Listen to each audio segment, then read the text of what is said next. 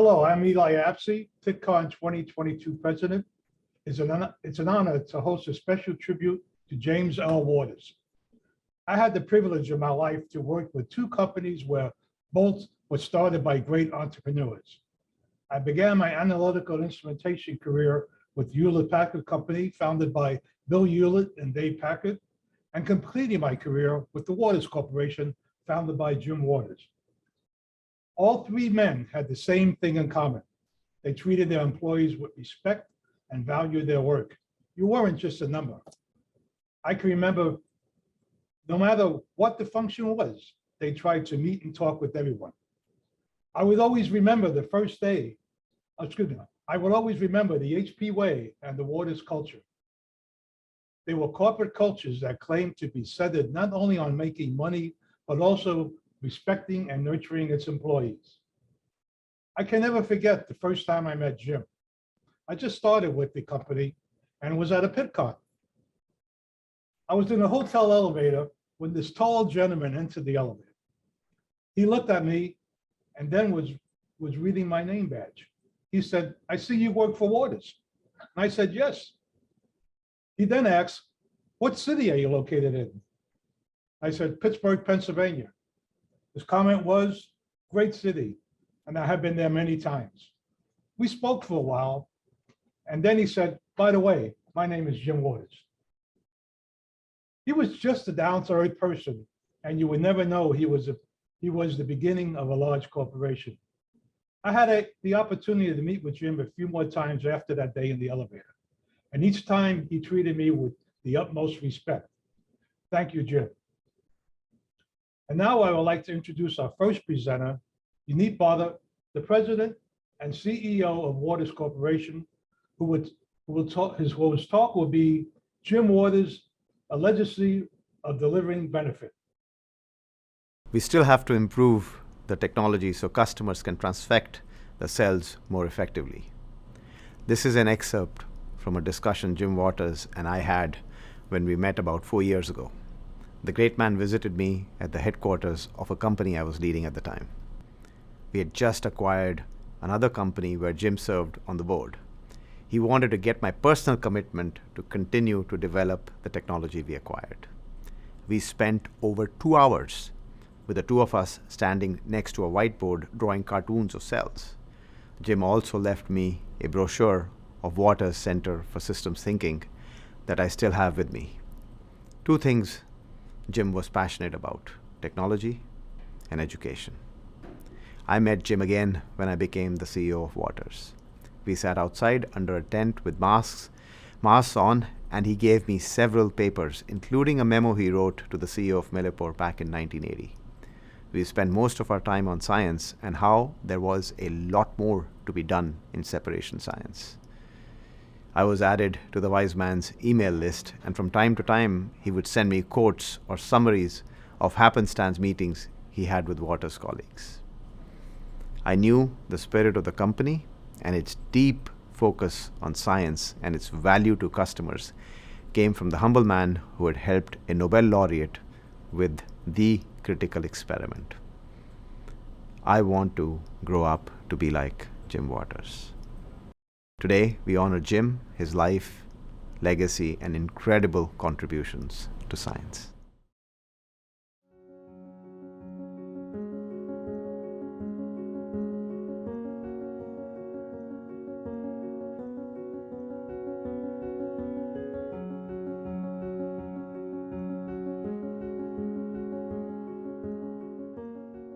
He was synthesizing a compound. It was big compound. It had 92 different atoms in it, and they had to be in exactly the right shape. And he got stuck because he added a group to it, and so he had to separate the others or somehow find a way to react that group and have it only react here.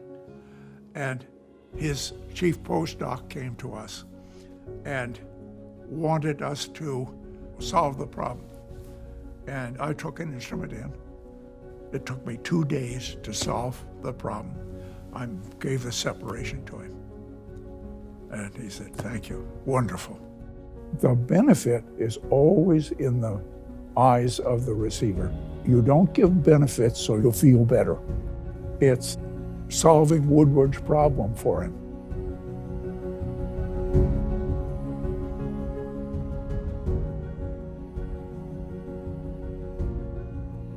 At first, they were just farmers. If you think about that time, think about a farmer 200 years ago.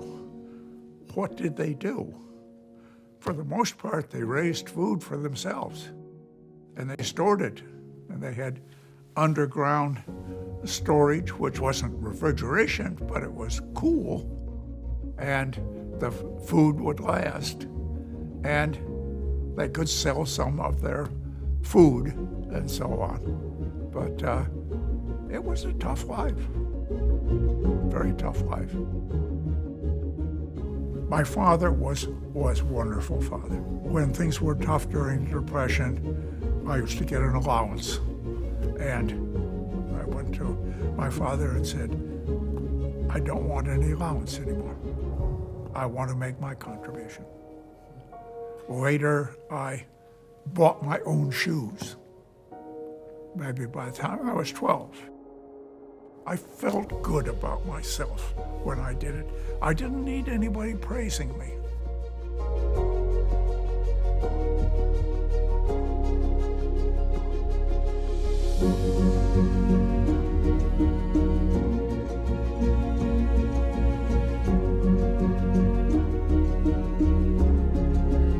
I started with 5 employees, and the first product I had was a refractometer. And from that, we really grew the business based on that starting point. I wasn't looking for challenges. I was looking for something that would be good for the business. And I really got a lot of satisfaction out of delivering benefits. So I was looking for that kind of thing. And challenges just didn't inhibit me much. If I thought I could do it, I did it. If I thought I couldn't do it, I didn't try it.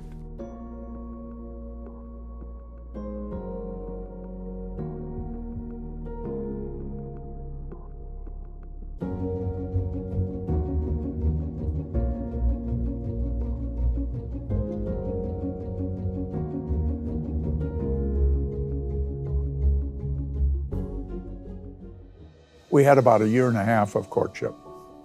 I was driving the car, and she said, Jim, what do you think is our future? And I said, I think I would like to be married. And she took it as a proposal. I had a short business trip. I came back 2 days later, and there was a letter from her, which started out, I accept, but you can back out if you want to. And we played tennis, and she never served better than she did in that tennis game.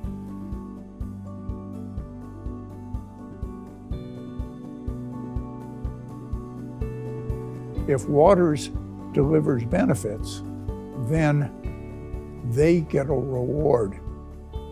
The customers like them better, they buy more instruments, the profits are bigger, etc. All of those are the byproducts of doing that.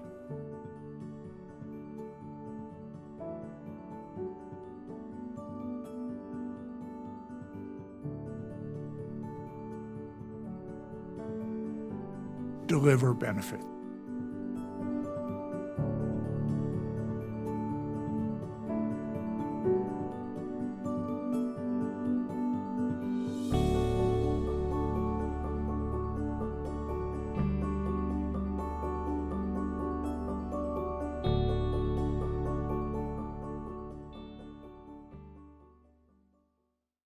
Our next presider will be Lalit Chordia. I have known Lalit for many years. Lalit has made some major contributions in the supercritical fluid area, where whether it was analytical, extraction, or process control. So it's my deep pleasure to introduce Lalit Chordia, founder and CEO of TharProcess. His talk will be Jim Waters, my friend and mentor. Lalit. Good afternoon to all of you. I am Lalit Chordia, CEO of TharProcess. I'm here to talk to you about Jim Waters, my friend and my mentor, without whom I would not be here today. My journey with Jim really started with my partner Ray Howe. Going back to 1981, Ray came and met me and said, Lalit, I want to start a company. And I said, Ray, I'm working on supercritical fluids. Let's think about it. On April 14th, he came and said, let's write a proposal to NSF, which was due the next day. So we decided to write one and worked on it all night.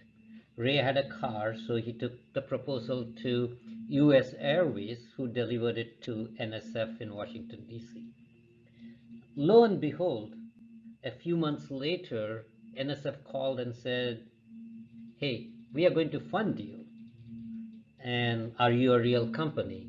Of course, we were not. By the name itself, you can see we just called ourselves Supercritical Extractions Company, and you will see the letter on the right, which awarded us the first contract for $30,000 to work on extraction of natural colorants from supercritical fluids.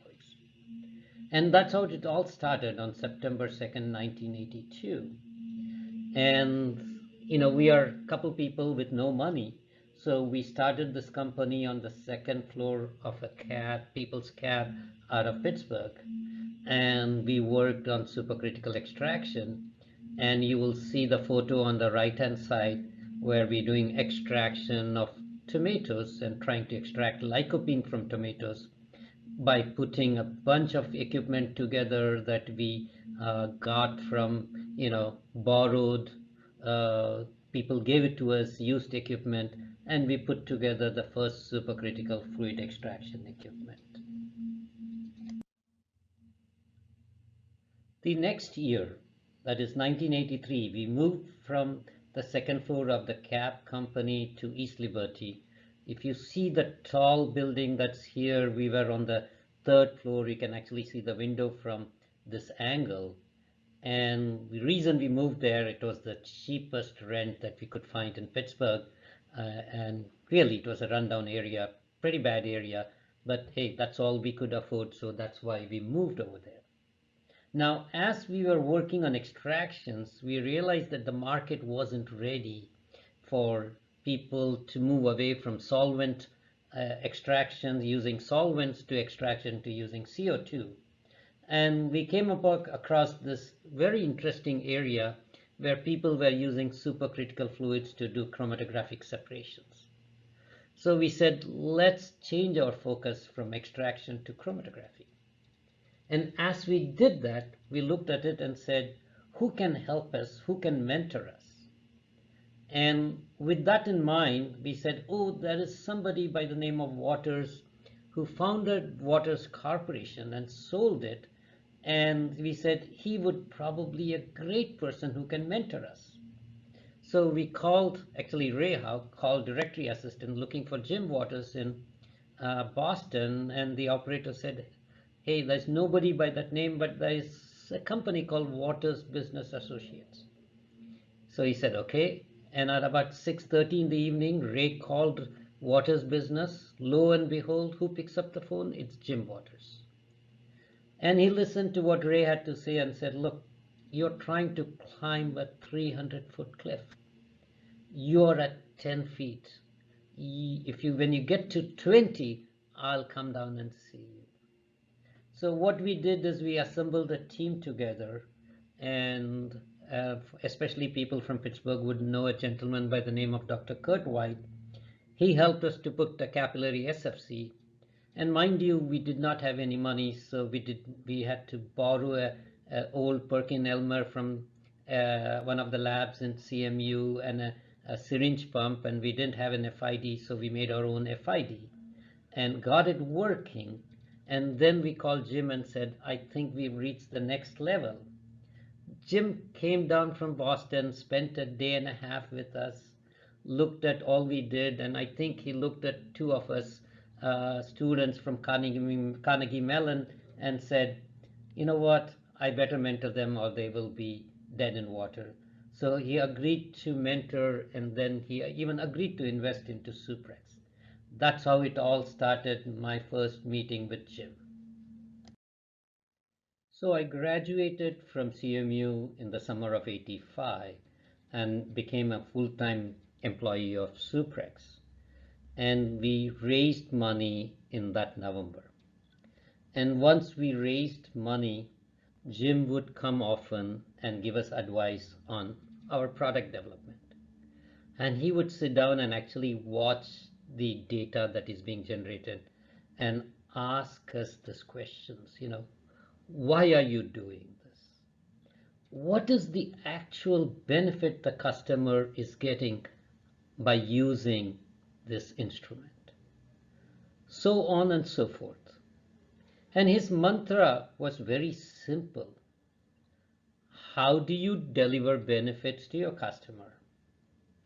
How do you make your customer successful?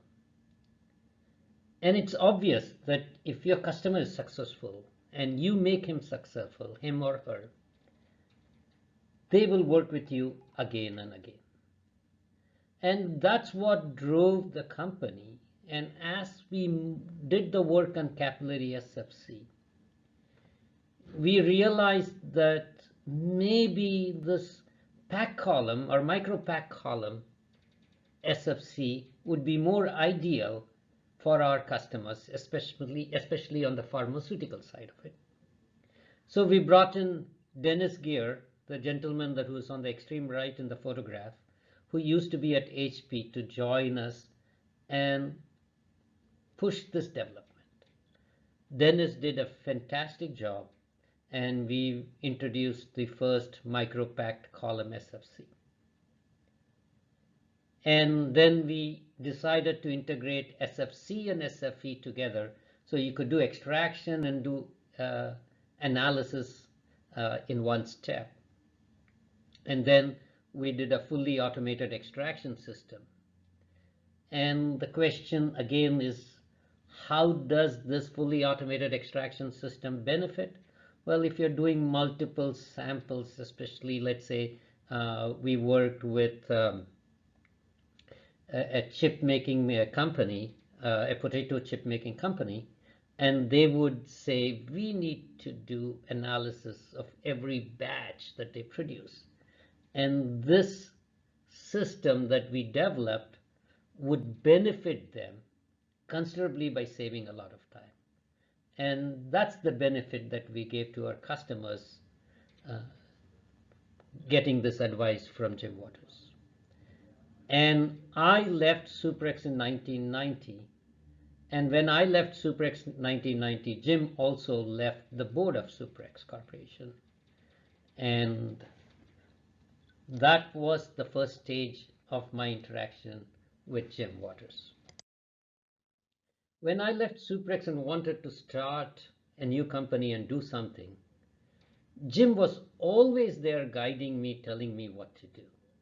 This is 1990, and since I was really not sure, he got me a contract with AAI, a company in North Carolina, to develop a dissolution apparatus.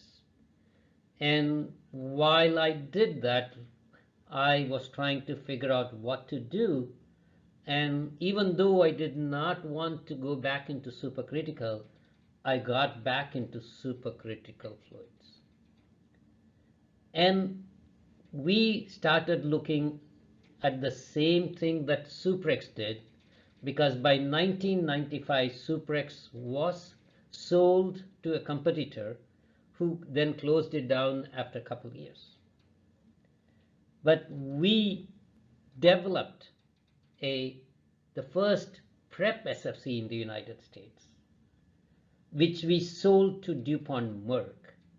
They not only bought one, but they ended up buying a couple more. And in 1997, Jim called me and said, Lalit, you're working very hard. You need capital to grow. I can see where you're heading, and I'll be happy to help you. And he wrote me a check for $1 million.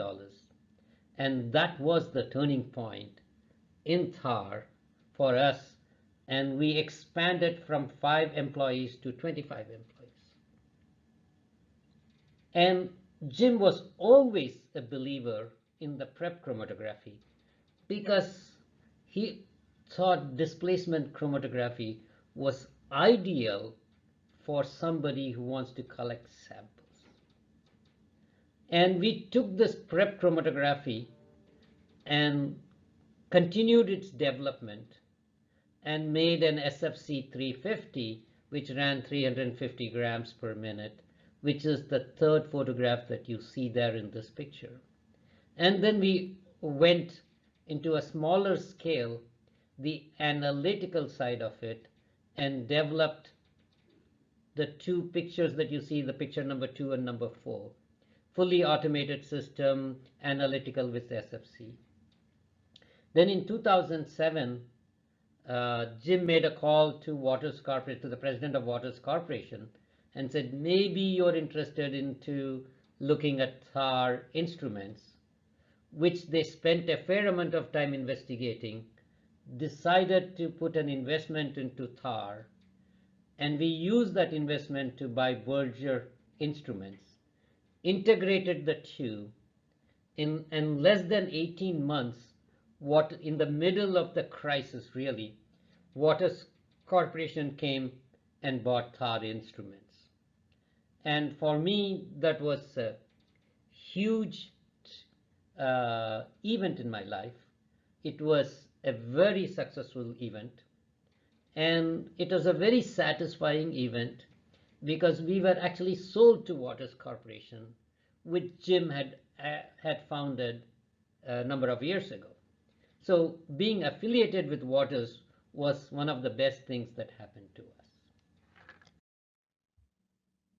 After the sale of Thar Instruments, Jim continued supporting me, and we looked at TharProcess in great detail, and we ended up making one of the largest companies in the United States selling supercritical extraction systems, all the way from 12 liters to 720 liters, pressures of 1,000 bar.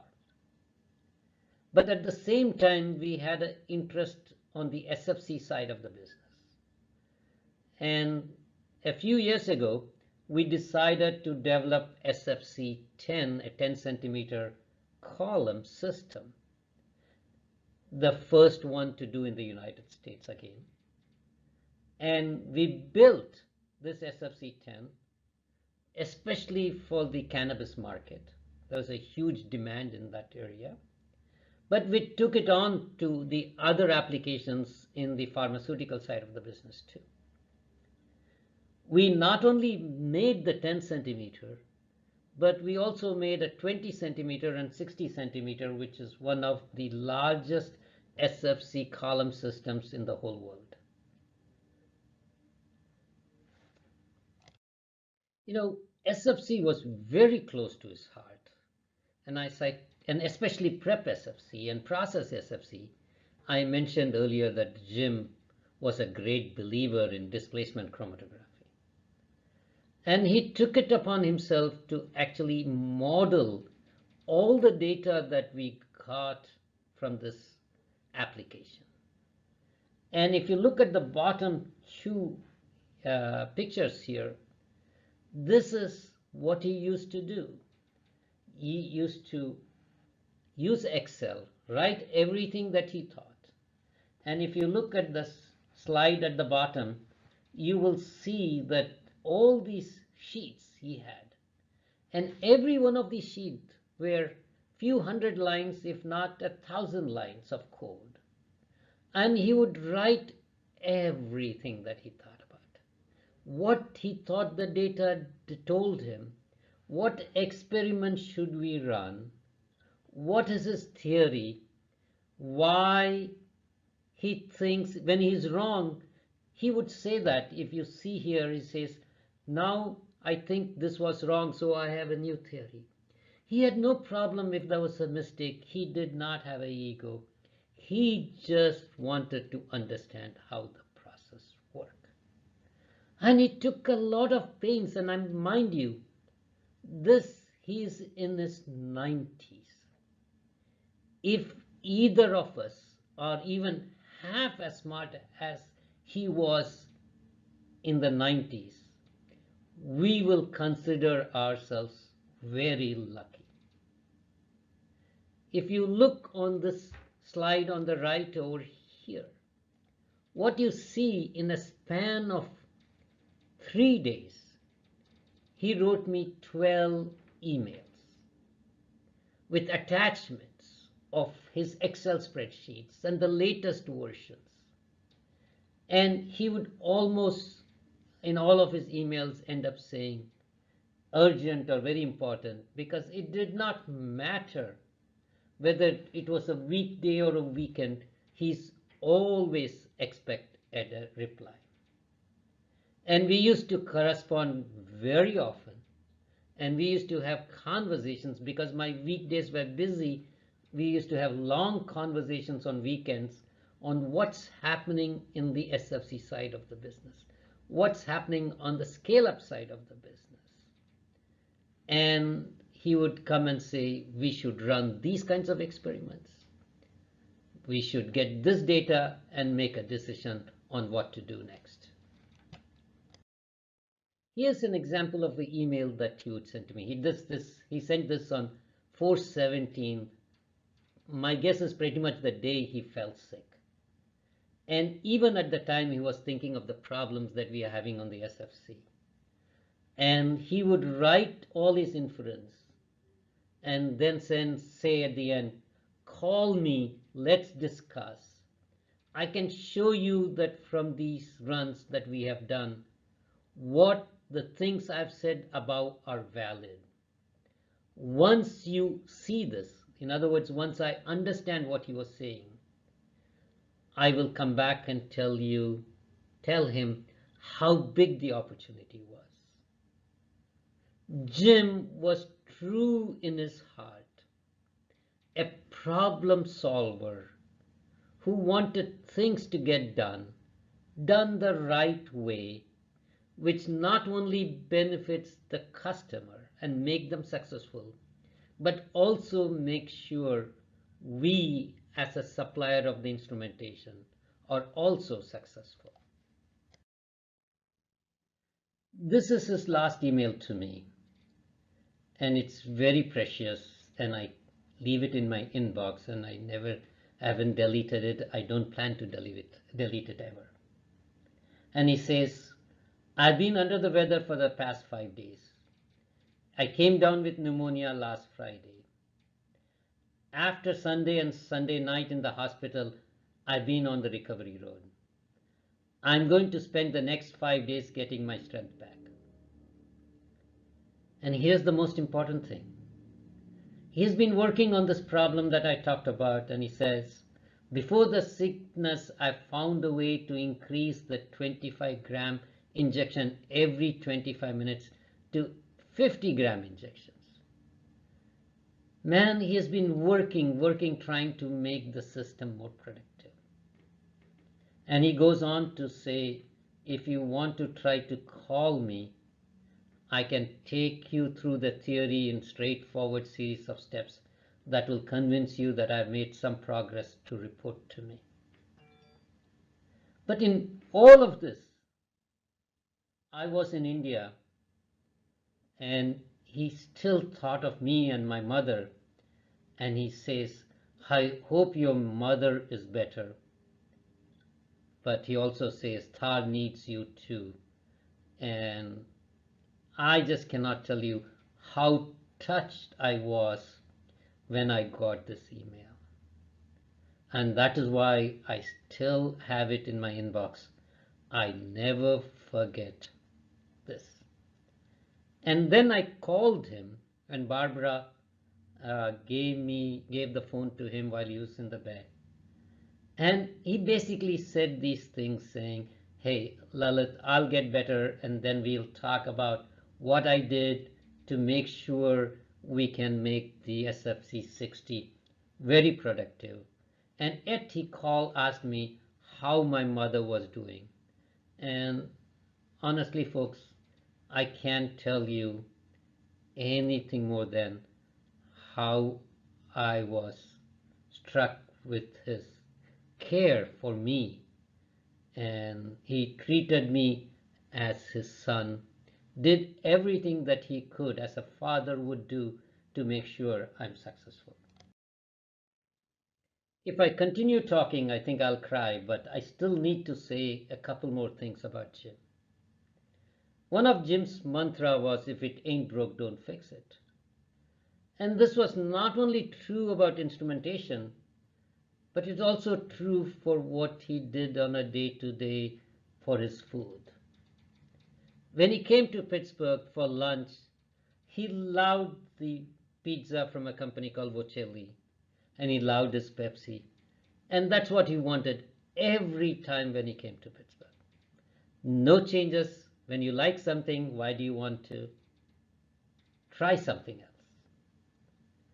And that was for lunch. At dinner, we always used to end up with a local restaurant, La Capella, and they had a spicy shrimp. He loved it so much that he had the first one as an appetizer and the second one as his main meal. And that's how Jim was, very consistent in whatever he did. There's something that most people do not know about Jim and his wife, Faith. They are a great believer in helping kids on the education side. And when I say that, I'm talking about the underprivileged kids. And Faith used to go out and take up these people, sort of adopt them, and try and get them to do well in school while they were still young. Jim looked at it slightly differently. He would think about it and say, how can I help them in a much more meaningful way? And it just so happened he attended a session on system dynamics and systems thinking, led by Dr. J. Forrester of MIT. And he thought to himself, this doesn't need to apply only to people in large companies. I think it can apply to students.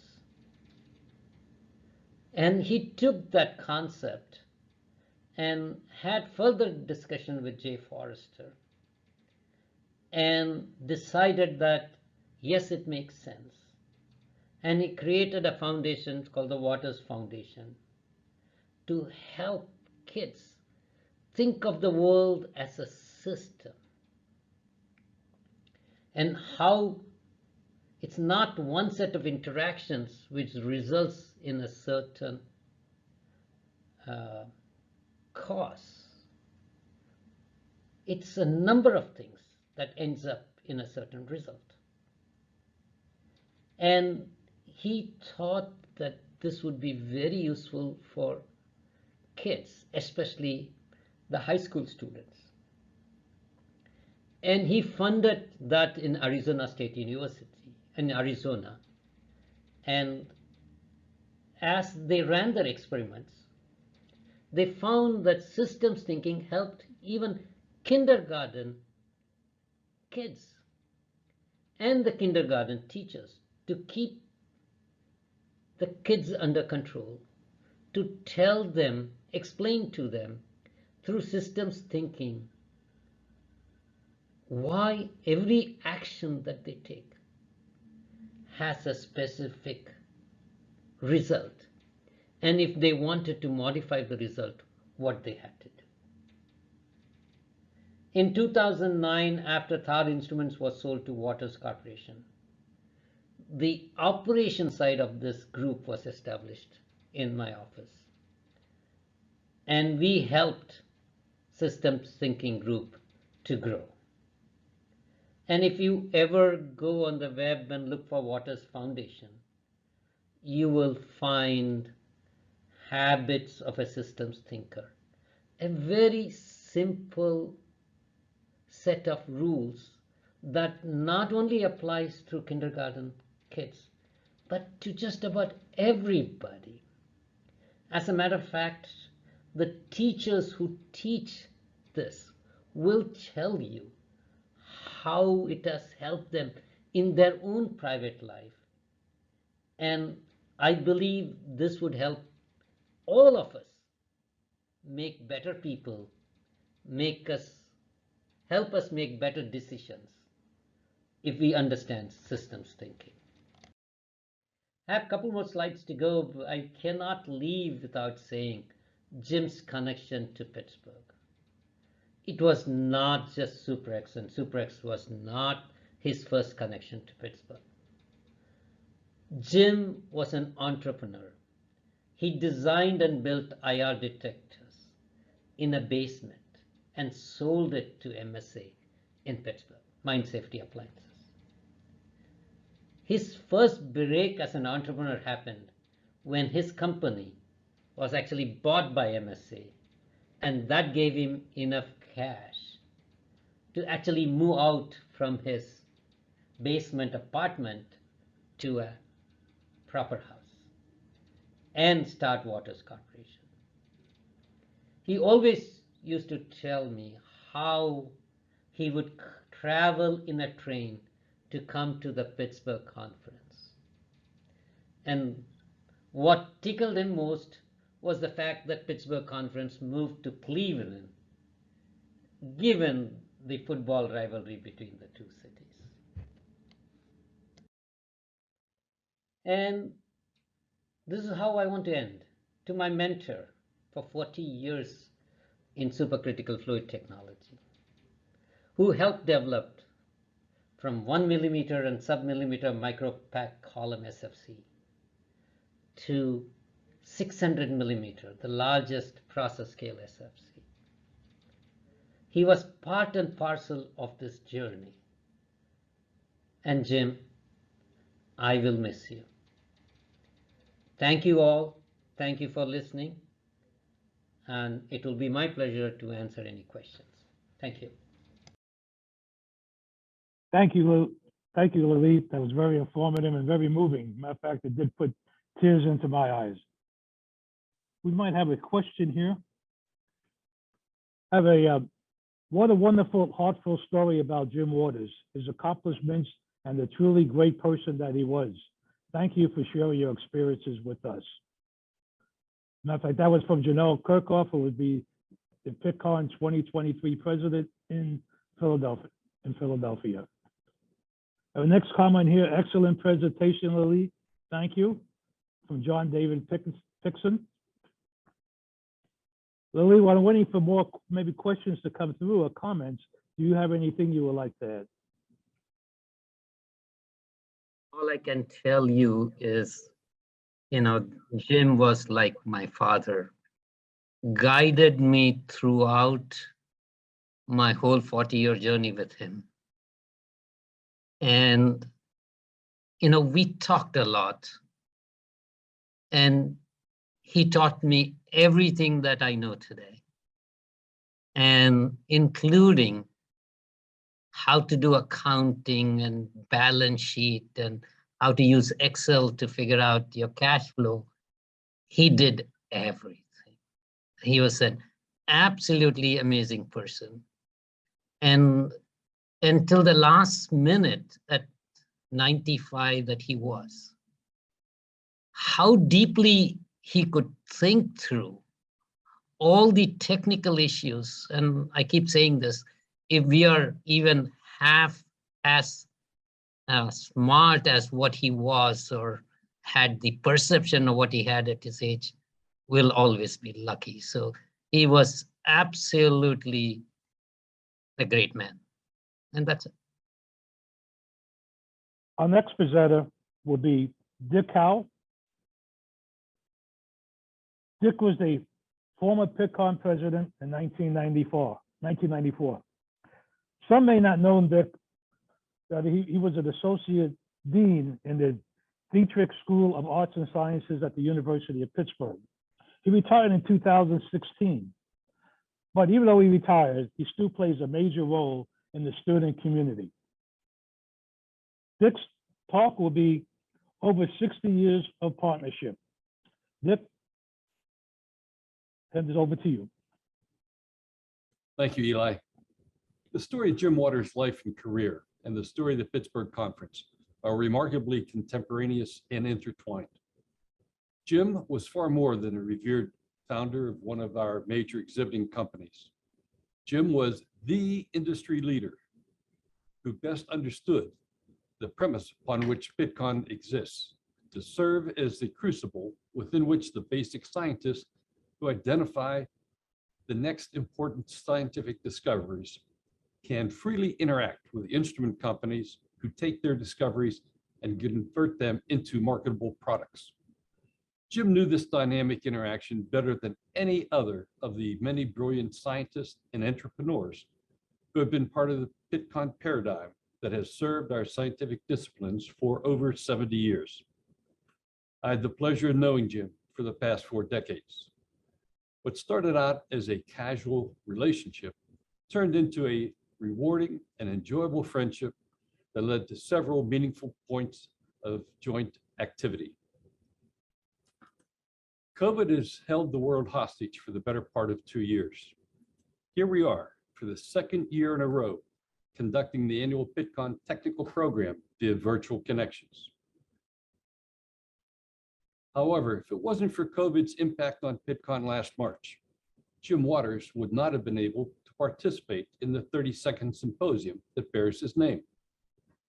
For the past few years, Jim has been experiencing trouble traveling and had not been able to attend Pittcon. Thanks to the efforts of Brian Strohmeyer, last year's Waters Symposium chair, and for the persistence of our registration coordinator, Ms. Shelley Forget-Simpson, Jim was able to participate in the virtual celebration of the 32nd Waters Symposium. I was monitoring the online attendance roster for the symposium and let out a big whoop when I saw Jim log in for the symposium. I sent a quick note to Jim expressing my hello and my delight that he was able to participate in what was turning out to be a stellar Waters Symposium. Shortly after the symposium concluded, I received an email from Jim.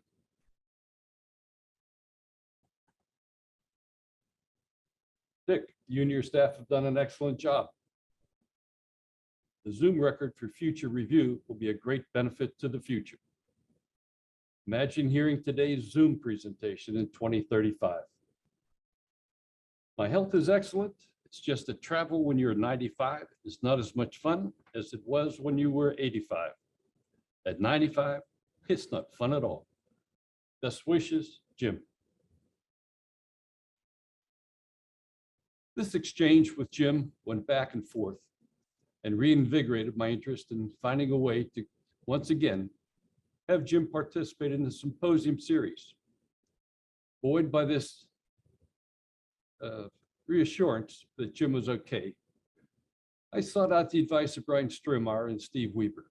Steve is a Pitt professor who has also served on the Waters Committee for many years. Brian and Steve agreed that it was important to seize the moment. With Eli's permission, a plan was prepared to fly to Boston, along with our staff videographer, Scott Kuzic. Our goal was to obtain an oral history of Jim's 70-year involvement with Pittcon, along with his reflections on the history of the Waters Symposium. We would also record a short introductory message from Jim to introduce the next Waters Symposium as part of Pittcon 2022 in Atlanta. After all, if Jim didn't feel that travel at the age of 95 was fun, we couldn't very much imagine him traveling to Atlanta at the age of 96. Due to COVID concerns, however, our flight plans were changed and we were unable to get to Jim in a timely fashion. It came as a hard and total shock to hear Jim's passing on May 17th, a mere 10 weeks after my exchange with Jim. I tried to focus on how we could recover from missing this opportunity to videotape Jim. I called former Waters Corporation President and CEO Art Caputo for his advice. thanks to Art's encouragement and with the wholehearted support of Eli, planning events began to create the Jim Waters tribute session that is now underway this afternoon. Jim Waters was a giant in our industry. He was a revered innovator, an accomplished entrepreneur, a generous philanthropist, a mentor, and more importantly, he was a friend to so many. By the age of 22, Jim had attended MIT as an engineering student, served in the US Navy, took a tour of duty in the Pacific, attended Columbia University as a physics major, but completed his degree there in electrical engineering, worked briefly at Baird Associates as a project manager, and formed his first company, James L. Waters, Inc. All of this by the age of 22. I don't know about you, but suddenly I feel like my earlier years were spent on a tricycle while Jim went speeding by on a motorcycle. 2-year leadership in this market. Jim used his short time at Baird to learn about the development of an infrared gas analyzer that had been developed by Karl Luft as part of the Germany war effort. Although Baird was interested in marketing an infrared gas analyzer, Jim saw that this was his opportunity to break loose and begin his own life as an entrepreneur. With his life savings of $5,000 plus $14,000 lent to him by his family, Jim started his first company, J.L. Waters, Inc., in 1947. And he set up shop in the basement of the family's house in Farmington, Massachusetts. His success in the gas analyzer business brought him to Pittsburgh for the Pittsburgh Conference, where he began a career-changing relationship with Pittsburgh's own mine safety appliances. Jim sold MSA, one of his original infrared gas analyzers, and then in 1955, Jim sold the entirety of J.L. Waters, Inc. to MSA. He spent the next 3 years as a consultant to MSA while he laid the plans for his next startup company, Waters Associates. Started in 1958 in the rented basement of the Farmington Police Department, Waters Associates grew and prospered by being opportunistic and adapting to the needs of the marketplace. Jim celebrated the launch of Waters Associates with a formal expo participation at the Pittsburgh Conference. Earlier, I referenced that Jim's prolific career as an entrepreneur was contemporaneous and intertwined with that of Pittcon. Pittcon had a bit of a head start, but not much, as it was created as the Pittsburgh Conference on Analytical Chemistry and Applied Spectroscopy, with its official start on the 17th floor of the William Penn Hotel, right here in Pittsburgh on February 15 to 17, 1950.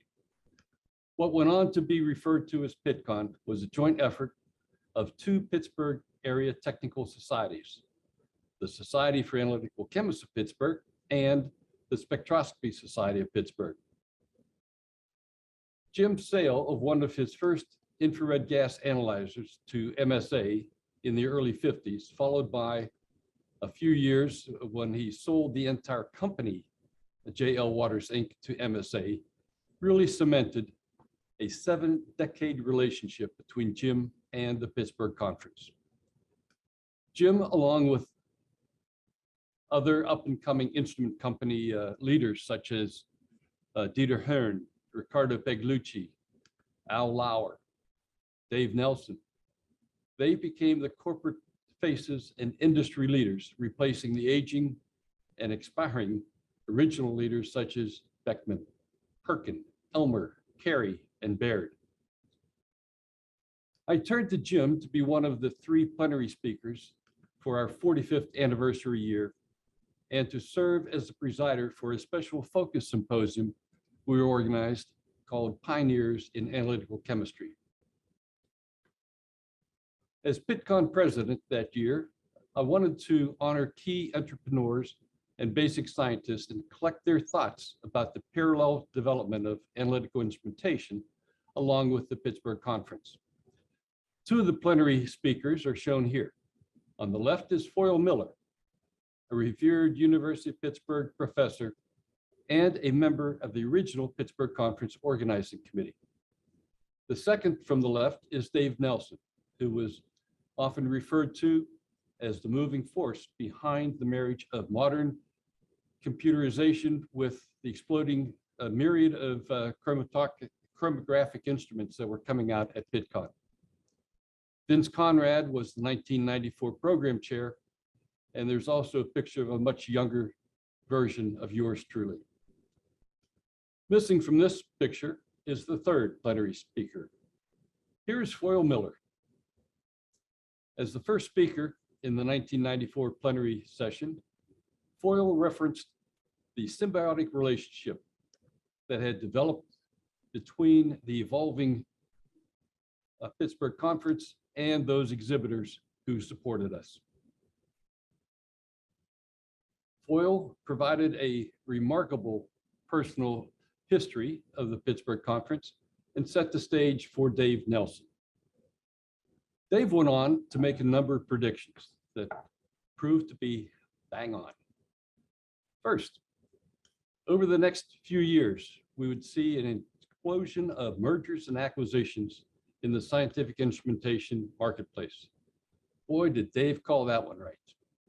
Second, the emerging field of biotechnology was going to provide a driving force in analytical chemistry and instrumentation development. Third, evolving instrumentation would also become a handy tool for chemometrics and the world's growing love affair with statistics. Fourth, and finally, Dave expressed his conviction that the push for resolving the Human Genome Project would drive the throughput of analytical chemistry samples by a factor of 10-fold. And it would be accompanied by a concomitant expansion of regulatory oversight. Again, Dave was bang on.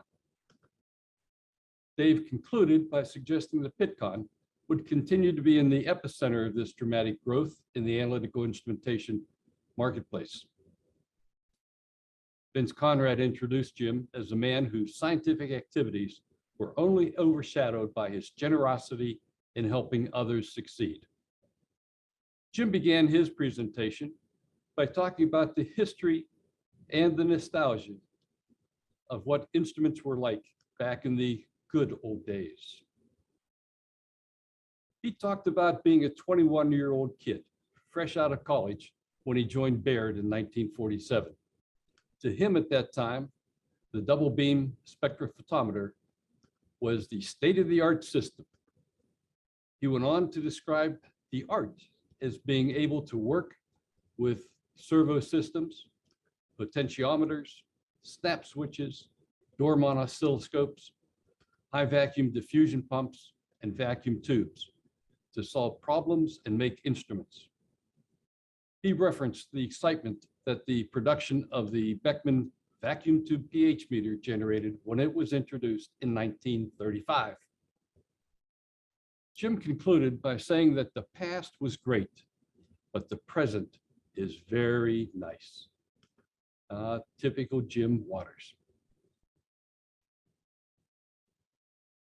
In addition to being a speaker in the first plenary lecture at Pittcon in 1994, Jim also served as the presider for the second plenary session. The video record of that session is less than sterling, but please bear with me for a few short classical quips from Jim and a few selected comments from several of the speakers in that session. First was Howard Malmstat. At the end of Malmstat's presentation, Jim asked the speaker, or asked the audience for questions.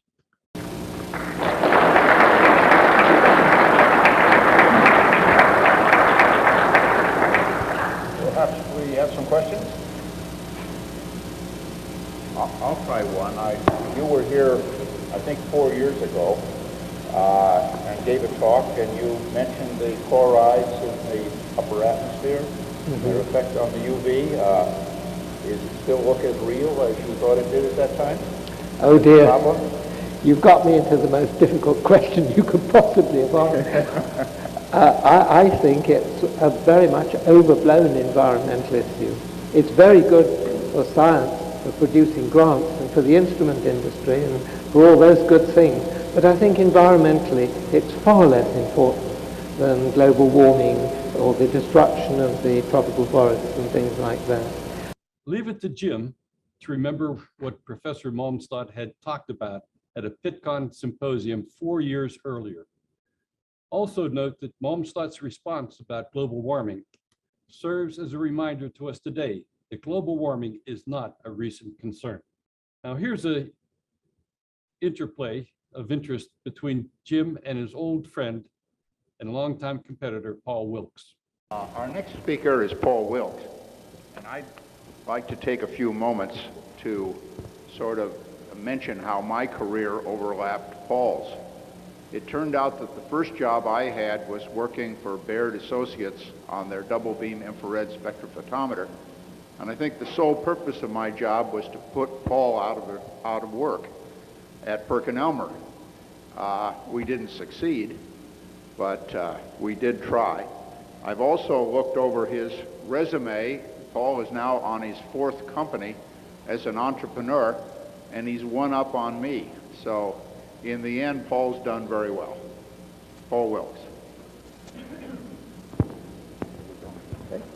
Thank you very much, Jim. About 2 years ago, Jim introduced me to a symposium at New Orleans. The weather was a little nicer there, the music was a little better maybe than Chicago, but I don't think the subject matter was much different. We were talking about the early days of infrared spectroscopy, and my theme at that time was how PerkinElmer got itself into infrared in the early days of development programs that we went through and that sort of thing.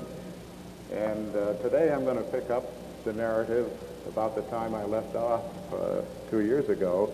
The next clip shows Jim being quick on his feet with an explanation of why there were no questions after a very erudite presentation by Professor Dick Zare.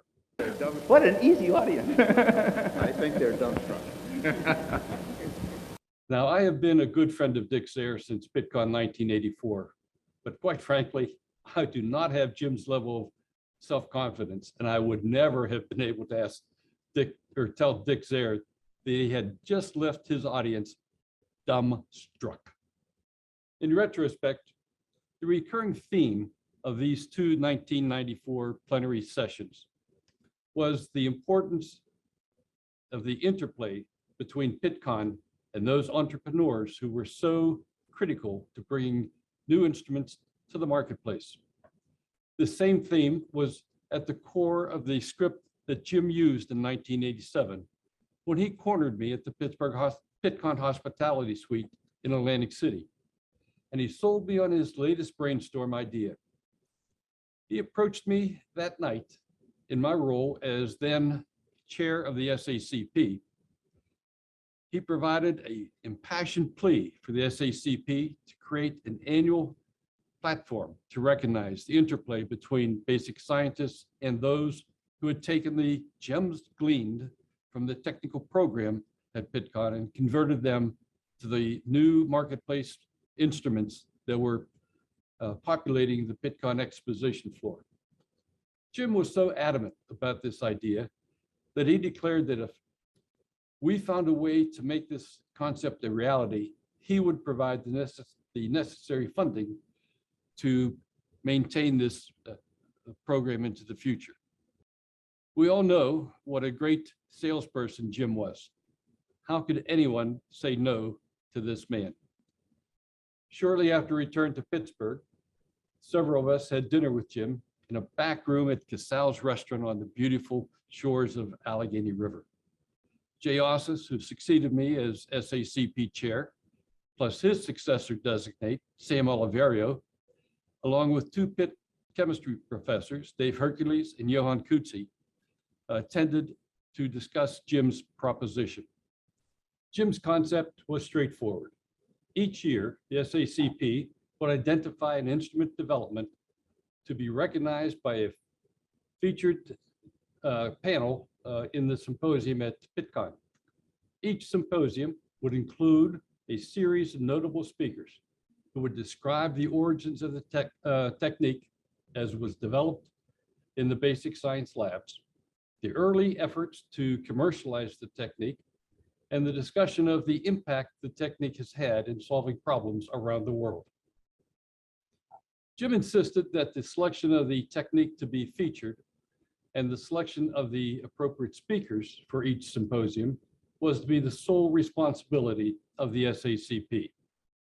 In return, Jim agreed that he would provide the annual support needed to enable the best possible spokespersons for a given topic.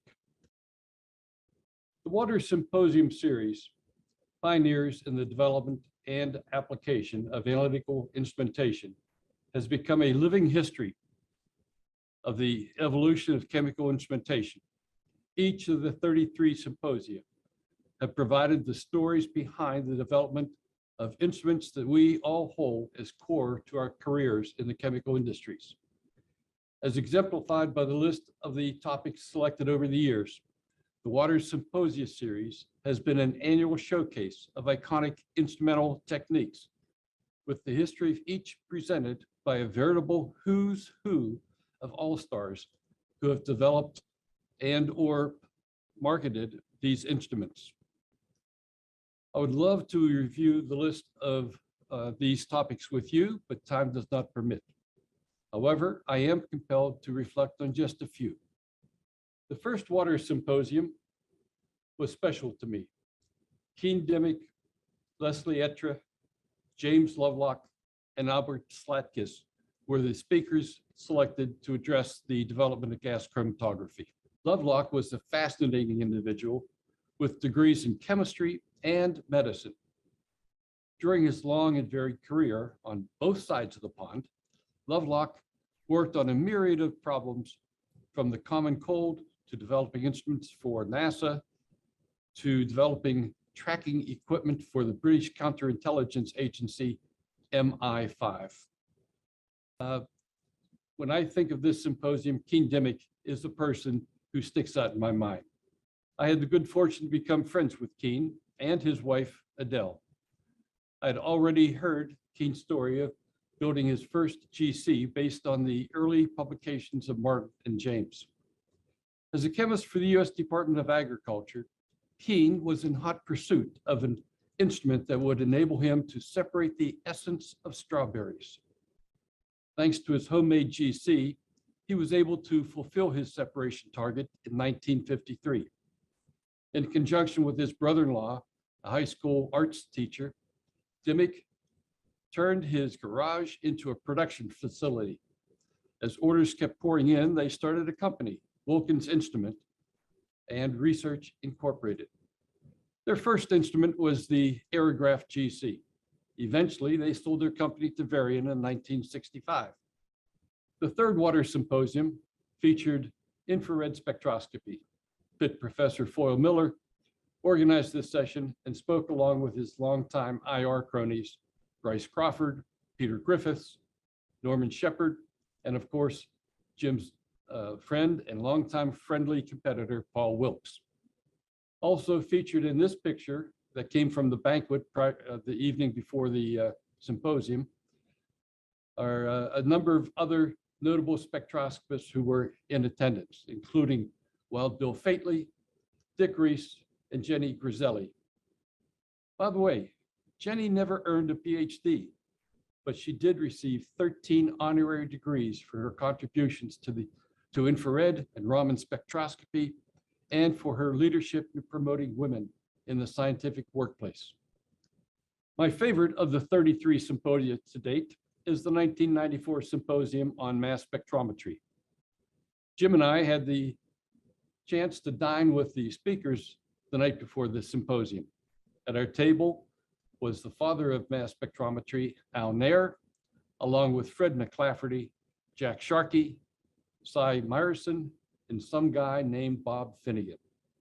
Bob, what are your memories of being a participant in the 1994 Water Symposium? Well, I was one of 5 participants in the 1994 Water Symposium. And as I might just mention, that some of the others that were involved included El Near from the University of Minnesota, included Jack Sharkey from the University of Pittsburgh, Fred McLafferty from Cornell, and Cy Meyerson from Standard Oil Central Research in Chicago. And I didn't really know all those guys that well. I know who they were, but we were sort of locked up together for 2 or 3 days, and 2 days for sure. And that turned out to be very interesting because we got to know each other. We bonded together, and it turned out to be a very pleasant experience for me, I think for most of the others, if not all. And I think personally that Jim Waters had that bonding in mind when he set up that symposium. He must have had that as one of his objectives, and it certainly worked with us. And I guess I've formed good relations with the other participants as well, and kept track of their activities, and kept in touch with them following that symposium. And so I think it turned out that it was an unexpected benefit, for me at least, of the Water Symposium, that we would have such bonding and follow-on friendships that lasted many years. That's sort of my recollection of it, Dick. That was just part of a 37-minute videotape that Scott Kuzich filmed of my interview a few months ago with Bob. It was a marvel that the then 95-year-old Bob Finnegan was talking about his personal involvement with an event that was catalyzed by the recently deceased 95-year-old Jim Waters. Bob's spontaneous recollections of this event from 28 years ago were as sharp as if it had happened just last year. In preparing for today's presentation, I went back and reviewed the videotapes of that Water Symposium. Unfortunately, after 28 years, the quality of the tape was not as sharp as Bob Finnegan's recollection. I wasn't able to use any parts of it for today's presentation, but I was able to extract a few special moments that I can talk about from that presentation.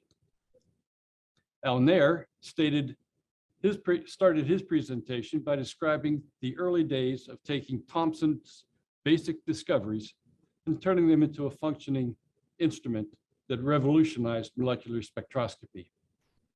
Al mentioned a 1939 letter he received from Enrico Fermi. At that time, Fermi was heading the US effort to create the world's first nuclear reactor. In his letter to Nair, Fermi encouraged Al to continue his efforts to separate and identify the relative abundance of uranium isotopes.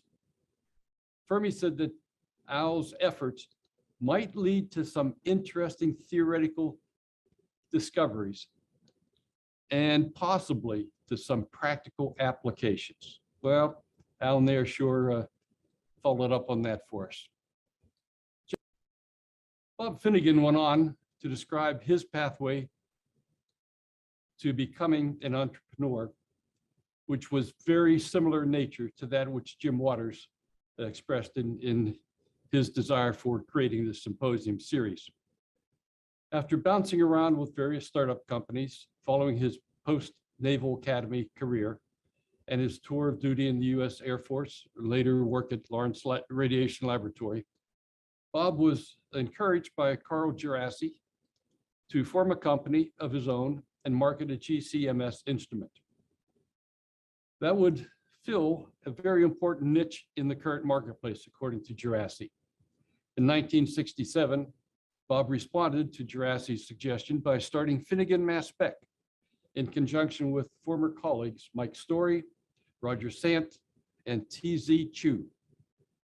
The latter two were co-workers with Bob when they worked for Keen Dimmick at Wilkins Instruments. It's interesting to note how the names of our people from years past keep coming together and overlapping as instrumentation moves forward. Collectively, this group produced $99,000 and created a company that produced a GCMS that a few years later became the gold standard for performing water analysis as identified in the EPA's Clean Water Act of 1970.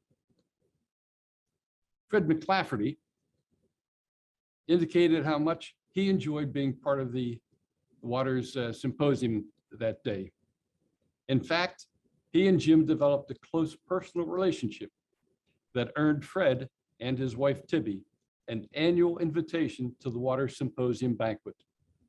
A sure sign that a good time was being had by all was when a spontaneous version of the Nebraska fight song would break out, led by dedicated alumnus Fred and longtime Cornhusker football fan Jim. The Pittcon Hall of Fame was created in 1999 as part of our 50th anniversary celebration.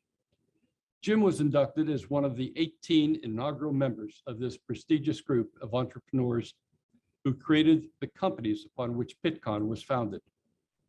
It was a festive evening that included a keynote address by Tom Murphy, who at that time was the mayor of our hometown, Pittsburgh.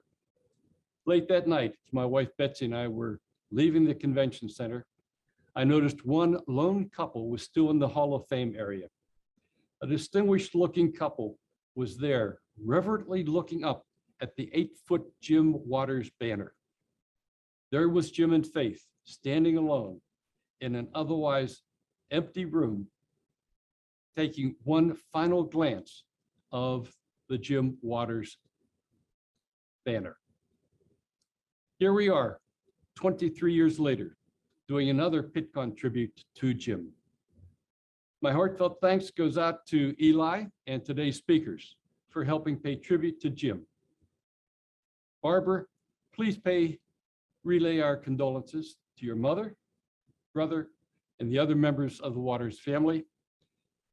And I thank you for being here with us today by virtual connection to represent your family. There are many members of the Pittcon family who have had special relationships with Jim over the years. I'm here today as their representative. For years, Bob Badu served as the primary logistics impresario for coordinating the annual Waters Symposium reception and banquet. After Bob's passing, Al Sharkins has shouldered the responsibility of being our coordinating impresario with skill and dedication. Assisting Bob and more recently Al has been a continuing group who are boots on the ground to make sure that everyone was welcomed and that everything was ready for the reception. Pictured here is that part of that team that includes Dick O'Bricky, Rose Marie Sharkins, Gretchen Badu, and Marianne Jakovitz. Since the origination of the Symposium series, Rich Danchik has taken upon himself to contact Jim and Faith each year to make sure that they were provided with their favorite hotel accommodations as we move from city to city. Rich and his wife, Dr. Rita Windish, also coordinated the food and beverage arrangements for each year of the Symposium banquet. They made sure that Jim's guests were treated to an excellent culinary event. For 33 years, the annual Waters Symposium and associated events have been expertly supported by our dedicated Pittcon staff. The support and coordination event for this event have been provided by years of dedicated staff activity, which started with Linda Briggs and the ever-pleasant Alma Johnson, to today's stalwart team of Tammy Yellum, Becky Hackley, Valerie Kilgore, and Corey Gerheim. I'd like to add my special appreciation and thanks to Scott Kuzich, John Sember, Linda and Roy Engelbrecht, and John Enyart for their help in preparing for today's presentation. On behalf of my Pittcon and SACP colleagues, I extend my sincerest thanks to you, our departed friend, for giving us this symposium concept that has become an annual signature symposium spotlight for our conference. I also extend our deepest thanks for the ongoing support that Jim and Faith have provided to make this concept a reality. In the arc of Jim Waters' life, he has showed us how to take data and transform it into information and ultimately to action that, yes, indeed, provides benefit. His extraordinary intellectual vitality and personality, along with his generosity, illuminates a leader and pioneer who will be missed and remembered by all of us. I miss you, Jim. I always think of you and for all that you have done for our conference and our industry. I know that Jim will be missed, but that he will always be with us. Ladies and gentlemen, I thank you for being with us this afternoon. Thank you, Dick. That was a great drive down the Pittcon memory lane. And I've been involved with Pittcon for quite some time, but I'm still learning a lot of things. Every day I learn something new within Pittcon. And it's always great to go through the history of Pittcon. As we're waiting for some questions or answers to come, as questions or comments to come through, do you have anything you would like to add to that? Eli, it was such a pleasure going through the past and thinking how Jim started almost around the same time Pittcon started. And he just kept becoming more and more involved with Pittcon until finally he became one of us. And it was his symposium that really triggered the lasting gift that he has made to Pittcon, and that being the Waters Symposium. It's been a real joy knowing Jim and watching him impact people, or as he liked to say, delivering benefit. So true. We all learn from that. That's true. Well, I don't see any questions or any other comments. So right now we'll move on to the next presenter. Thank you, Dick. Our next presenter is no stranger to Pittcon. It's Ronald Majors, who's the column editor and emeritus LCGC magazine and Science History Institute, the Heritage Council member. Ron's talk will be Waters, the Technical Foundation. Good afternoon. My name is Ron Majors, and it's my privilege and honor to speak at the James Waters tribute session here at the Pittsburgh Conference in 2022.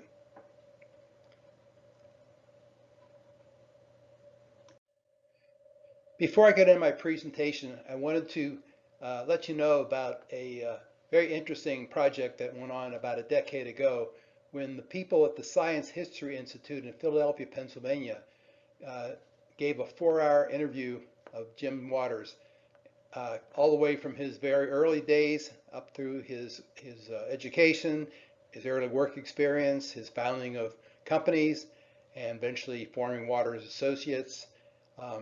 Very, very interesting, very open and honest assessment of Jim's career and his personal life.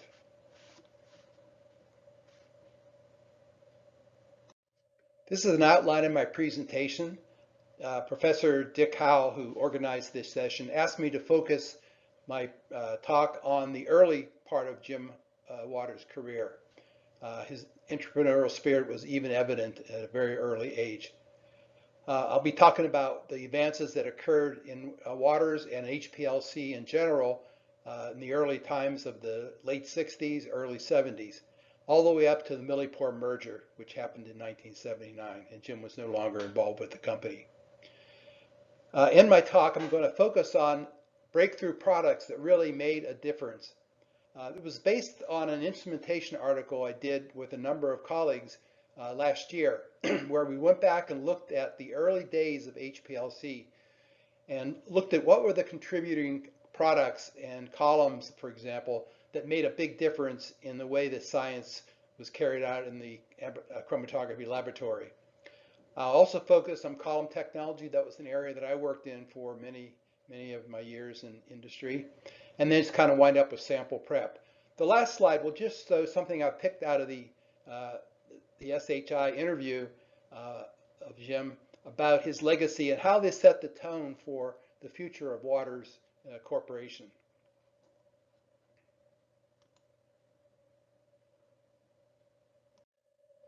The very early days of Jim's industrial career was really developing products for others under contract. His first real job was at Bayard Associates. They were a company in the infrared area. And that job proved to Jim, I think, that he wanted to become his own boss and be an entrepreneur separately. His duration at Bayard Associates was 8 months. He did start working on a technique that really panned out in the long run, and that was doing an infrared gas analyzer. He sold that technology a bit later on to Mine Safety Appliance. And with that income that he got $200,000 and a 3% royalty on all the infrared gas analyzers that were sold. That was a pretty good stake in those days to start doing what he really wanted to do, and that was to work on his own projects. One project that he really excelled at was building a differential refractometer that at that time was mainly used for process control applications. But that became a very big part of his life. He did sell the technology to Mine Safety Appliance also, but fortunately was able to buy back a license to use that same design in other laboratory situations.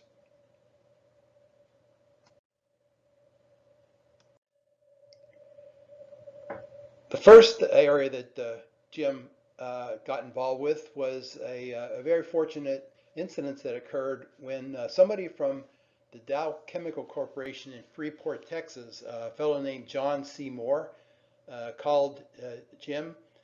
He had heard about his refractive index detector. John was in polymer development at Dow and came up with a technique that proved out to be an area that started a whole new industry. And he was interested in separating and determining molecular weights and molecular weight distribution of polyethylene. And he really developed the chemistry behind it, patented it, and eventually, though, he wanted to build a machine that would be able to do this analysis.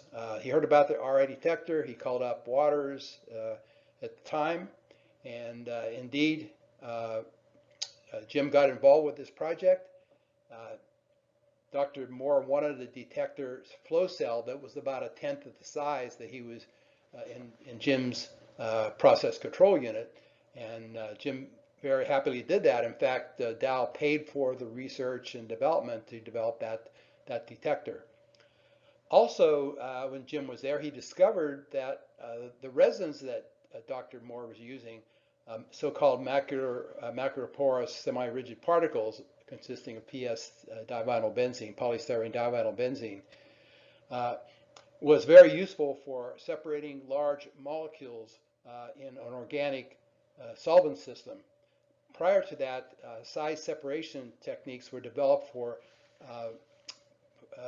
soft gels for separating proteins and things like that, but these were not suitable for doing polymers. And especially because polyethylene needed to use orthodichlorobenzene as a solvent and had to be heated to about 135 degrees. So it was quite an undertaking. But Jim licensed both the GPC technology and the styrogel technology, which is the name that became of the packing material, to Waters in 1963. And this was a real boon. Once the word got out about this gel permeation chromatography technique, that business caught fire. And especially when the sales manager of Waters at the time, Larry Malley, formed a GPC Symposium in Cleveland in 1965, where all the people who had jumped on this technique had started reporting their great results. And the whole technology went from there to be a whole successful industry in its own right.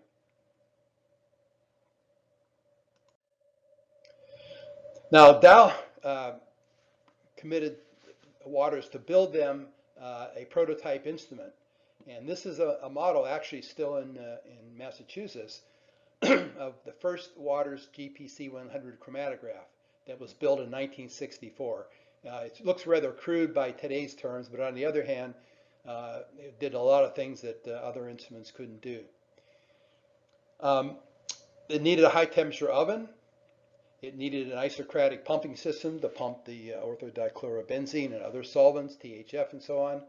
This had an automatic injector, pressure gauges for measuring the pressure on the columns, a differential refractive index detector, the one that Dow paid for to get developed with a 100 microliter flow cell, which is 10 times smaller than the one they had before, a way to measure the volumetric results coming out of the column, strip chart recorder up here on the right, and the whole thing was built on a plywood shelving system, which was pretty interesting in its own right.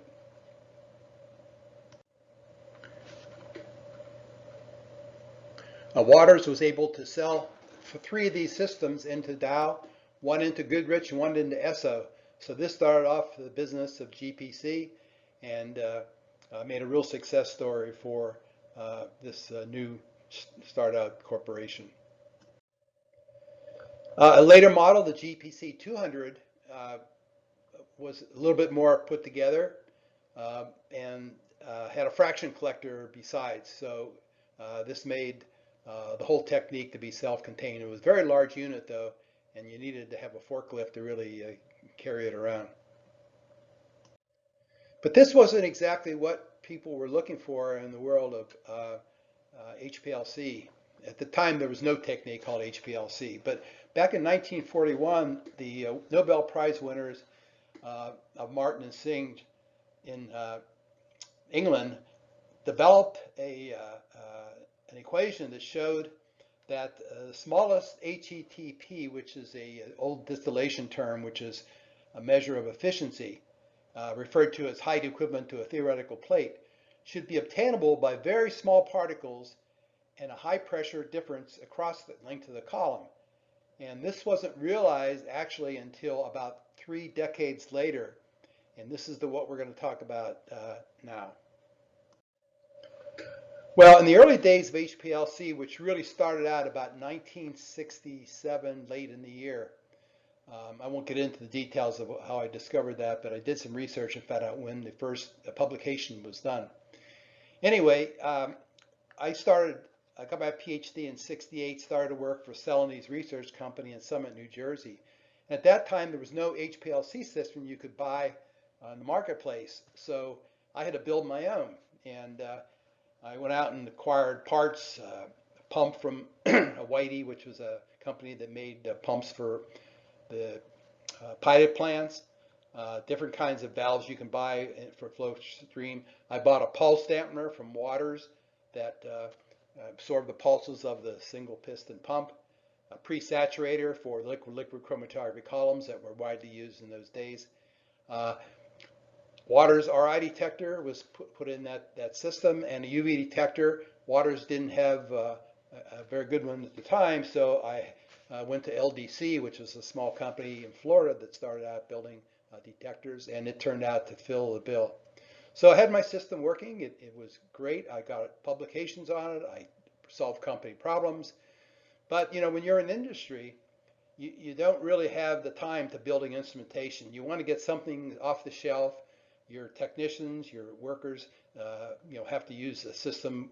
Don't want to build one either. So what exactly happened was the Waters sales rep came by and sort of described to me what they had. It was a modified version of the GPC 100, and they call it the ALC, Analytical Liquid Chromatograph 100. And it had the features that I think I needed at the time. There wasn't really a gradient system, but that was okay for what I was doing.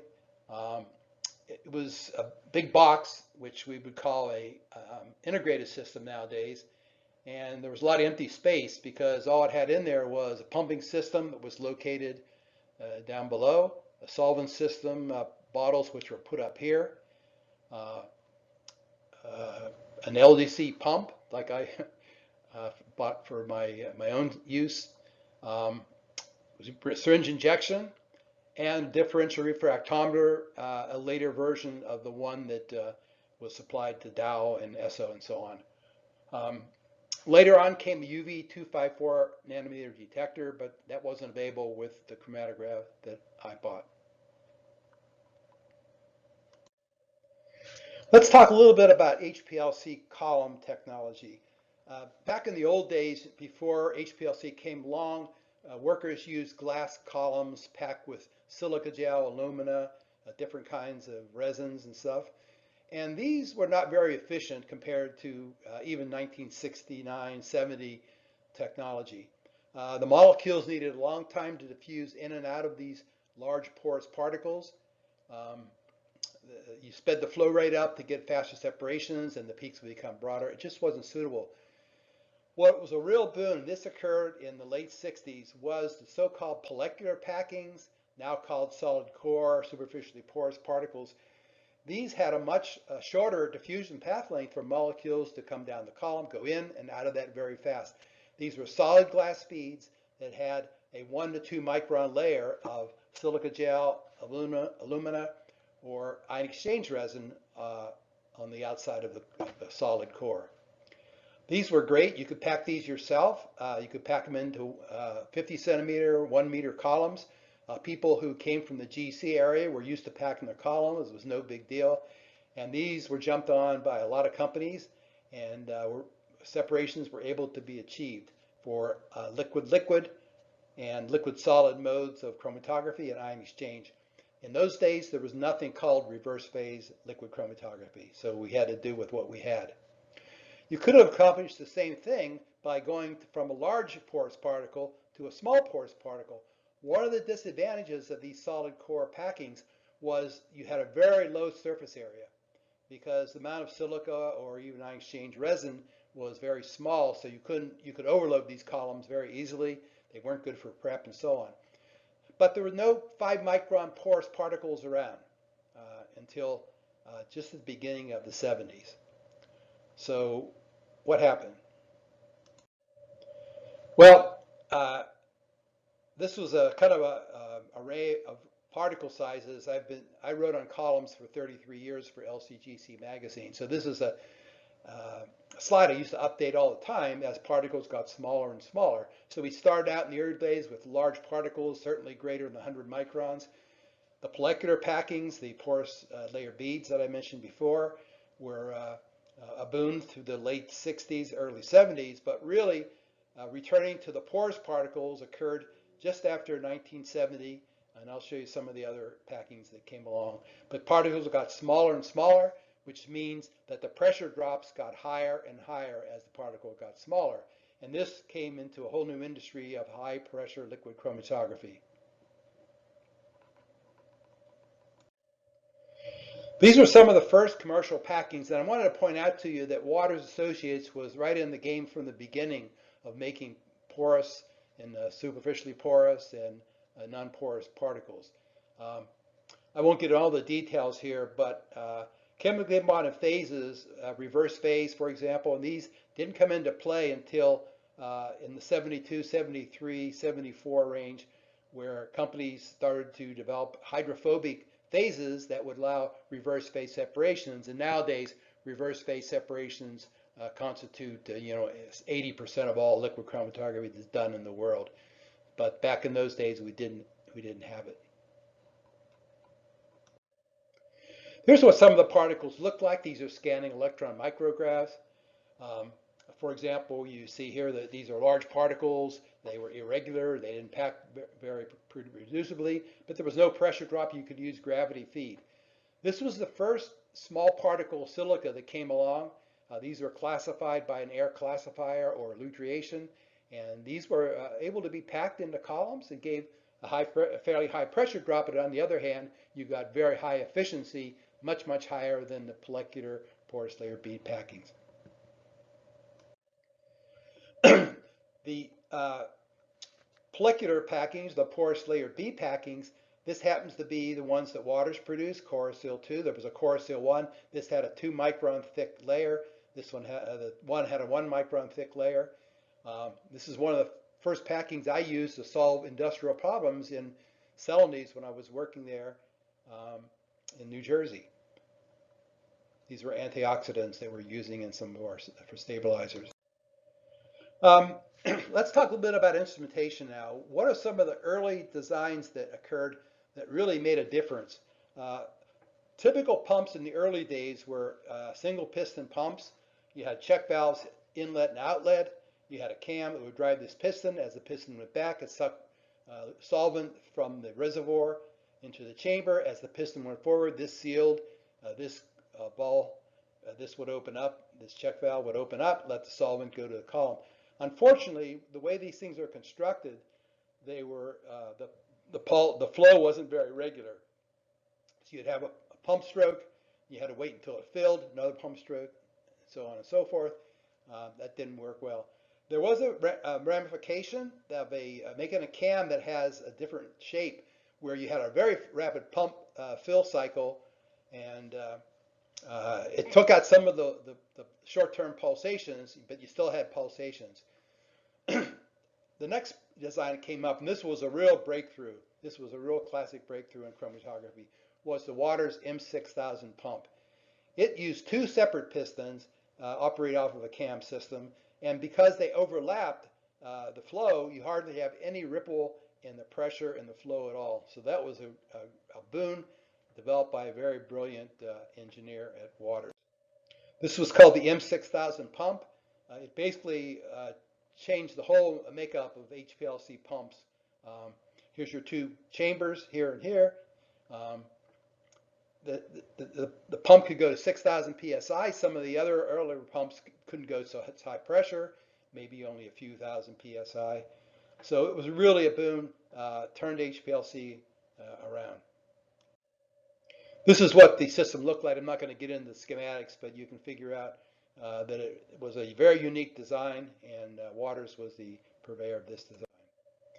Injection. Another problem we had with injecting samples into these columns was the fact that we didn't have high pressure valves like we had today. In fact, people coming from GC thought you could just adapt the GC injector with things like a septum and use a regular syringe, but that didn't work out at all. First of all, when you got the very high pressures of a column, it was giving a lot of back pressure. The septum didn't hold well, and you sometimes get leaks. The other thing was you'd have solvent now coming in contact with a rubber septum material that would leach out different things and get into your column and cause a separation. Again, Waters engineers came to the rescue, and one of the top products that came out of the 70s was the U6K injector. The U6K injector, I did get some nice schematics from the people at Waters. Basically, it was very much like a 6-port valve we use today. It would allow the flow to keep running while you didn't have to do a stop flow injection like we did earlier. It would take the high pressures of the pumps, so that was not a problem. It was backloaded, so it gave very little band spreading. When you put the 10 microliter sample in there, the first stuff that would come out would be 10 microliters. If you try to go through the whole 2 milliliter loop, the sample would be spread out and diffused, and it wasn't a good situation. Anyway, this was a very nice injector, and Waters did a nice job. About the mid-70s, somebody put together this slide that kind of showed where the HPLC was mid-70s. That you had Waters finally came out with a really good UV detector called the 440, 6,000 psi pump system, the M6000, U6K injector, and a refractometer, which was improved down with a 10 microliter, so a flow cell. So that was a typical high-performance liquid chromatograph in the mid-70s. One area that hadn't been addressed, everybody was working on the columns and the detectors and the standards and the mobile phases and stuff and the pressure, that a lot of the analytical cycle was neglected. I put this slide together, and a guy from Dow actually made a nice improvement, so I just borrowed his schematic. But one area that was lacking and an important area was sample preparation. A lot of times people would try to inject samples that were unclean into their HPLC column, clog it up, cause irreversible adsorption to occur, and so on. So this was an area that Waters also addressed pretty early, and it's one of the important areas also because it was a source of error, operator error, sample processing error during the sample preparation and so on. If you could automate this and do it simpler, this was an area where you could really improve your chromatographic results. And time-wise, sample prep, and it still is a high time-consuming area. So Waters came out in 1978, just before Jim finished his stint as the manager of Waters. This was a very nice little material that people used to pack these sometimes themselves, but when they're conveniently packed, cleaned, and sold all ready to go, that's a whole change of the way people think. So SPE, solid phase extraction, was a technique where you would put the sample in here and use different sorbent beds, ion exchange, reverse phase, chiral, to separate interferences from the compounds of interest. Available in a wide variety of formats. Nowadays, 96 well plates, cartridges, large cartridges, small cartridges. A really nice technique, and it's widely used all over chemical industry nowadays.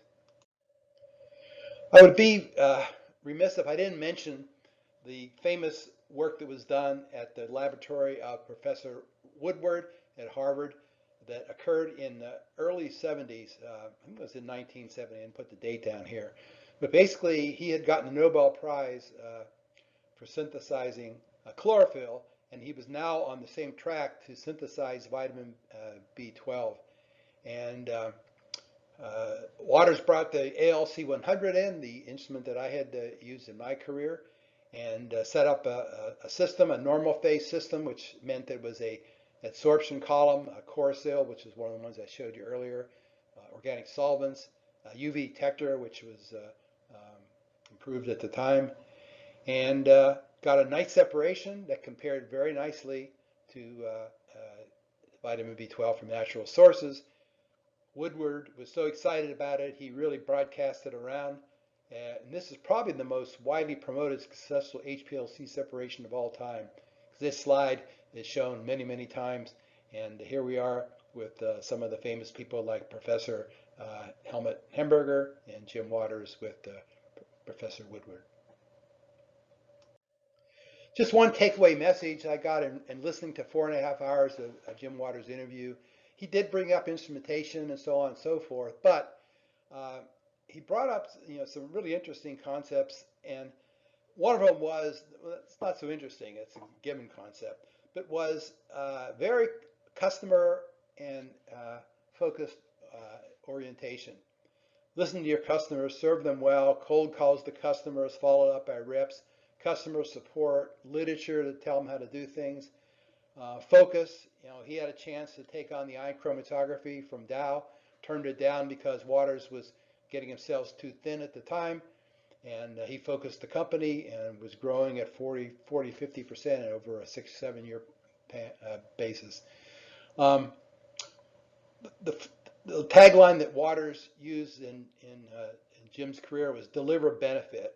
You can have, maybe the hardware is not the best in the world, but you can deliver benefit to your customer, help him or her solve their problems. That's going to go a long ways.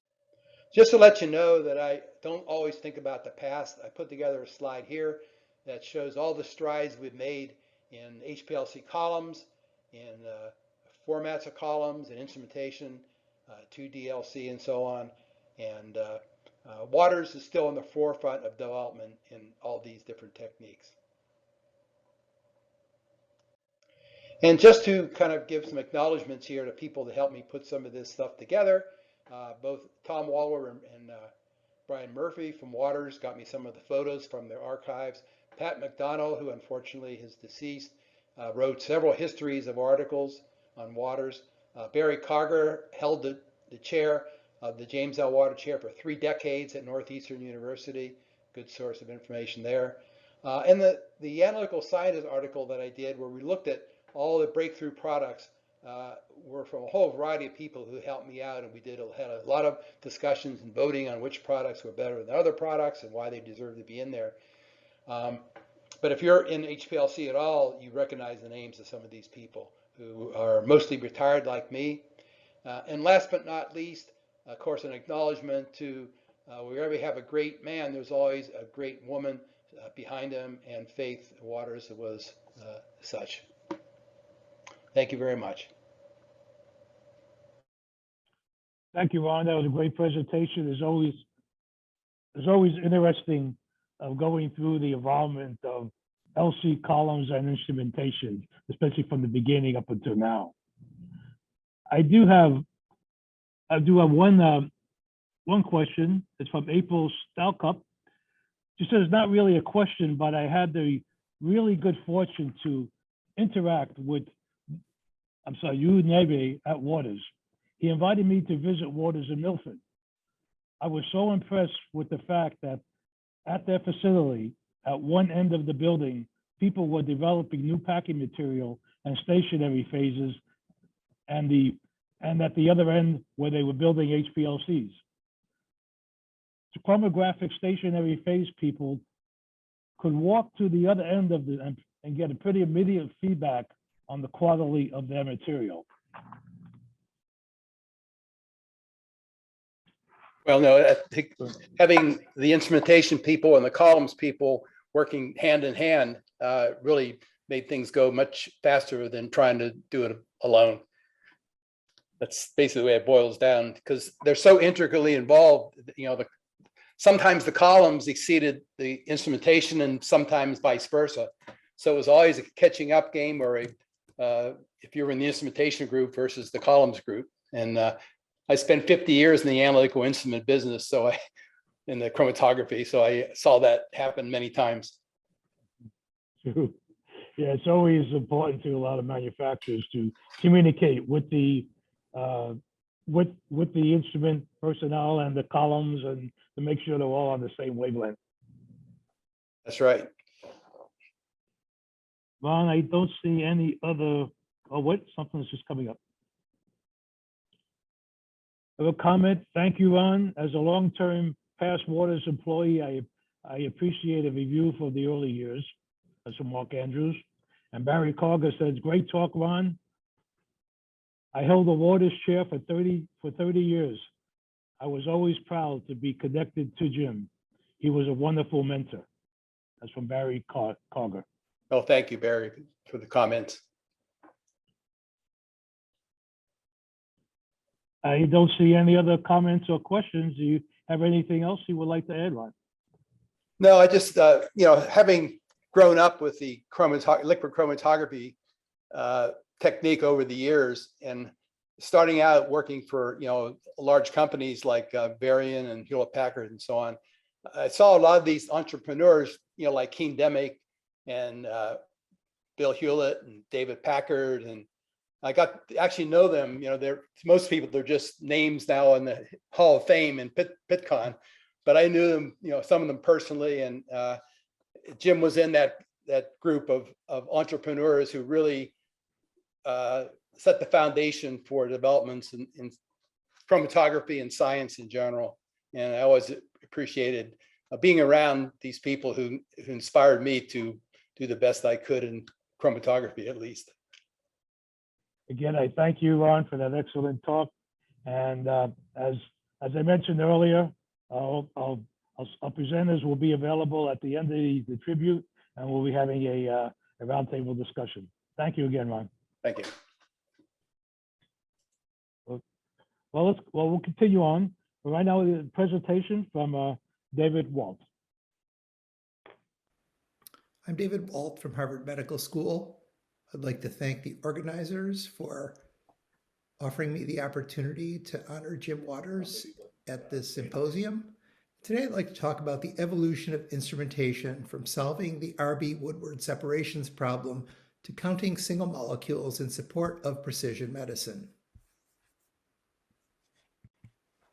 First, I need to disclose as my obligation to Harvard Medical School that I am conflicted I serve as member of the board of directors of numerous companies on this slide, as well as serve on the SAB of multiple companies. The only two that are relevant today are Illumina. I hold equity in that company, and Quanterix. I am on the board of directors, and I also hold equity. So Waters Corporation, Waters Associates at the time, brought the first LC system to market in 1967. And it was really a benchtop system that was kludged together with a Milton Roy pump, a syringe injector, and two detectors, which included both a refractometer and UV detector.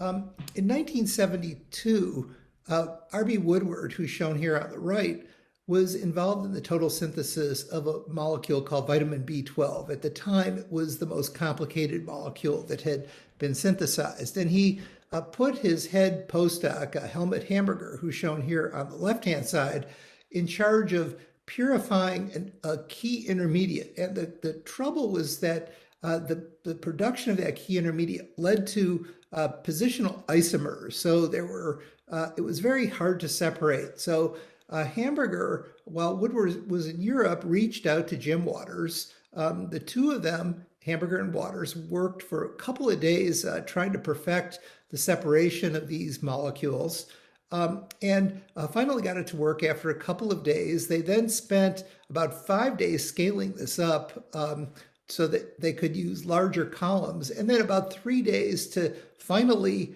isolate the about 200 milligrams of this key intermediate, which was essential for the synthesis of vitamin B12. Once the synthesis was completed, this really became a vehicle for Waters Corporation or Waters Associates at the time to advertise to synthetic organic chemists at universities about this really fantastic new tool for separation. So this was what I would say, and you'll hear this theme throughout my talk, really a problem pull that drove this. Hamburger came with this problem to Jim Waters, and Jim Waters really used this as a way to really build the business and really show the power of liquid chromatography. So I'm going to spend the rest of the time talking about two technologies that my lab has developed.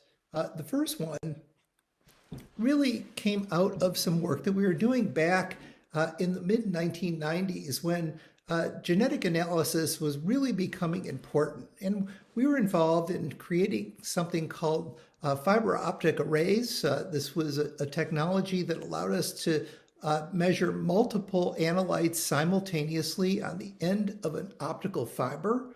We were involved in trying to measure nucleic acids, in particular DNA. And this, in fact, was a paper that was published in Nature Biotechnology where the term microarray was coined, and we used it for gene expression. And at the time, we were measuring just a handful of genes. And one of my colleagues challenged me and said, David, you know, at one point, we may want to measure 100 or even 1,000 genes. And that really spurred the development of a technology that turned out to be quite transformative. You see on this slide really three different images here. There's 4 images, but the 2 at the bottom are the same in the sense that they show the same concept. But we'll start in the upper left-hand side. This is the architecture of an optical fiber array. It was used for carrying light and retaining images. And I don't have time to really go into this in any depth, but what we found was that when we used a very dilute solution of hydrofluoric acid, the postdoc Paul Pantano was able to etch these very tiny microwells in the end of these optical fiber arrays, where the cores of the fiber would etch preferentially to the clad material and give these very tiny wells. another student of mine, Carrie Michael, who was a graduate student at the lab at the time, put a slurry of plastic beads, little microspheres, on the end of one of these microwell arrays and found, as you can see at the bottom, that these beads fell into each of these wells. And this really created an opportunity for us to revolutionize the whole field of genetic analysis. The concept was really taken sort of as a reverse of combinatorial chemistry libraries, where usually you just sort of mix and split and make very complex libraries where you encode each bead in the synthesis. In this case, we prepared, just shown on this slide, 3 different color beads and then put different DNA sequences on each one.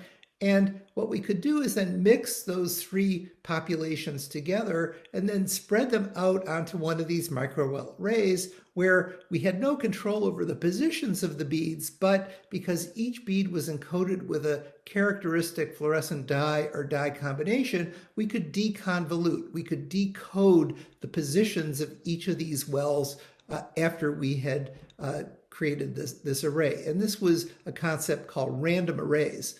The advantage of it was that it enabled us to reconfigure microarrays and put new content in at any time and really scale this to hundreds, if not thousands, of different sequences simultaneously. This technology really revolutionized the field of genetic analysis because it created arrays that had a high density of features, but also each of these features, because they were etched onto the end of an optical fiber, and the well size was defined by the size of the optical fibers in that array, each of those features was quite small compared to anything that was comparable. And so you could see that the standard kind of microarray or other arrays at the time, shown by the area in the rectangle here, when we expanded this, you could see that our arrays had literally thousands of features, whereas the state-of-the-art arrays at the time had a single feature in that same area. So it really gave us the ability to scale this in a dramatic fashion. This became the initial technology that was the basis for Illumina. And I can't go into the great details of this, but this was a collaboration between venture capitalist Larry Bach, his associate John Stolpnagel, who became the founding CEO, along with me as the scientific founder. And at the time, I was at Tufts University, which had developed a full patent portfolio around this technology.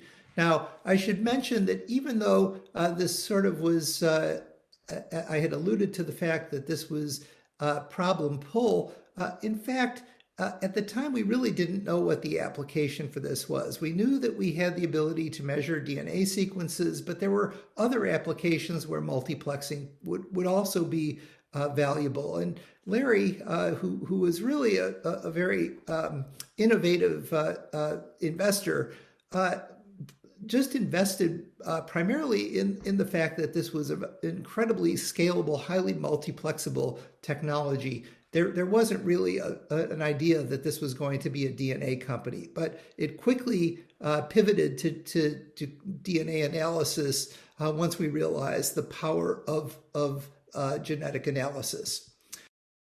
The technology has had quite a excursion in development. It started on the left-hand side with these array matrices. That's the first product that was produced by the company. It was essentially what we had developed in my laboratory. It was 96 optical fiber arrays put into the format of a 96 well plate.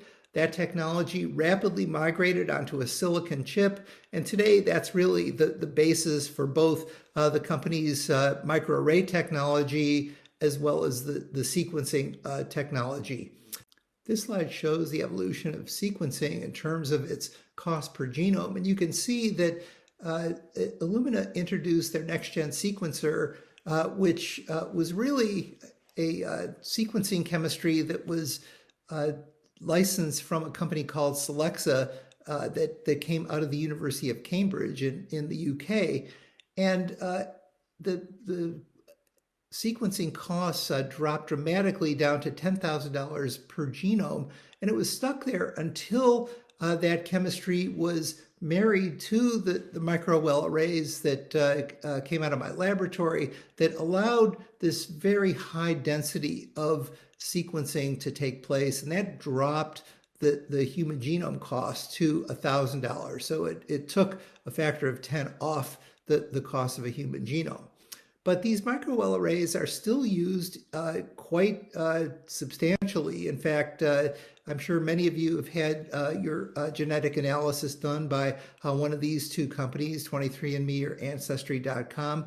This uses the Illumina microarray technology for genotyping. So it still is much less expensive to do genotyping than it is to do sequencing. And the genotyping arrays are quite comprehensive. Most of these arrays can do millions of analyses per sample. And so you're getting a quite comprehensive analysis of either your ancestry or your health or some other human traits. But eventually, I think sequencing will probably take over.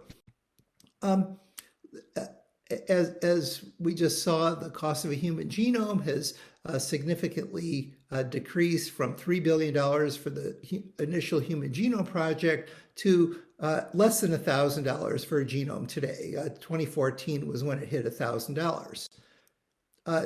The project itself, just really a tremendous advance and testimonial to the advances in both computational capability, miniaturization, nanotechnology, and analytical chemistry. Again, something I'm sure that Jim Waters really appreciated. Initially took 13 years, 40 institutions, cost $3 billion. Today, a human genome can be run on a benchtop instrument. This is not even one of the latest ones, but today one instrument can do literally probably 50 genomes in a day, and it's millions of times less expensive than that first human genome, and it can be done by a single user in a single laboratory. Just tremendous advances. But I think just to put things in perspective, the technologies led not only to many, perhaps 100,000 publications where the technology has been used, but it's also built a huge successful business, generated economic value. But I think the most important aspect is really what's shown here are the clinical applications.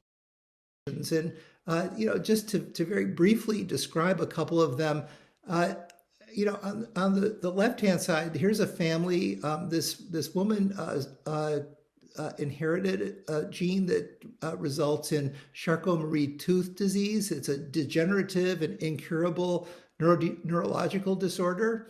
And she had in vitro fertilization. The genetic analysis was performed on the embryos that were produced in vitro. An embryo was selected that had the natural father's and mother's DNA, but it did not have the mutation. So the embryo was selected that did not carry the mutation, and this beautiful baby Lucas was born, and he and his family forevermore no longer have to worry about having and transmitting this genetic disorder to their offspring. The woman on the right-hand side, she went in for non-invasive prenatal testing. She was an elderly mother, turned out to have some anomalies. In the analysis, they thought it might be some mutations in the baby, but it turned out after amniocentesis, the baby was completely healthy. but the mother, it turned out, had a form of cancer. And this was one of the first cases where one could detect cancer in the bloodstream using this genetic analysis technology. And really, what I would say is that this is one of the most gratifying aspects of developing technologies and seeing them used for these clinical applications. The second company I'd like to talk about in technology is another technology that came out of my laboratory. This is a company called Quanterix. It's based in Billerica, Massachusetts. And it's really a research use only technology, but just last week, the company was granted breakthrough status by the FDA for a multiple sclerosis test that could be used in assisting with the prognosis of MS.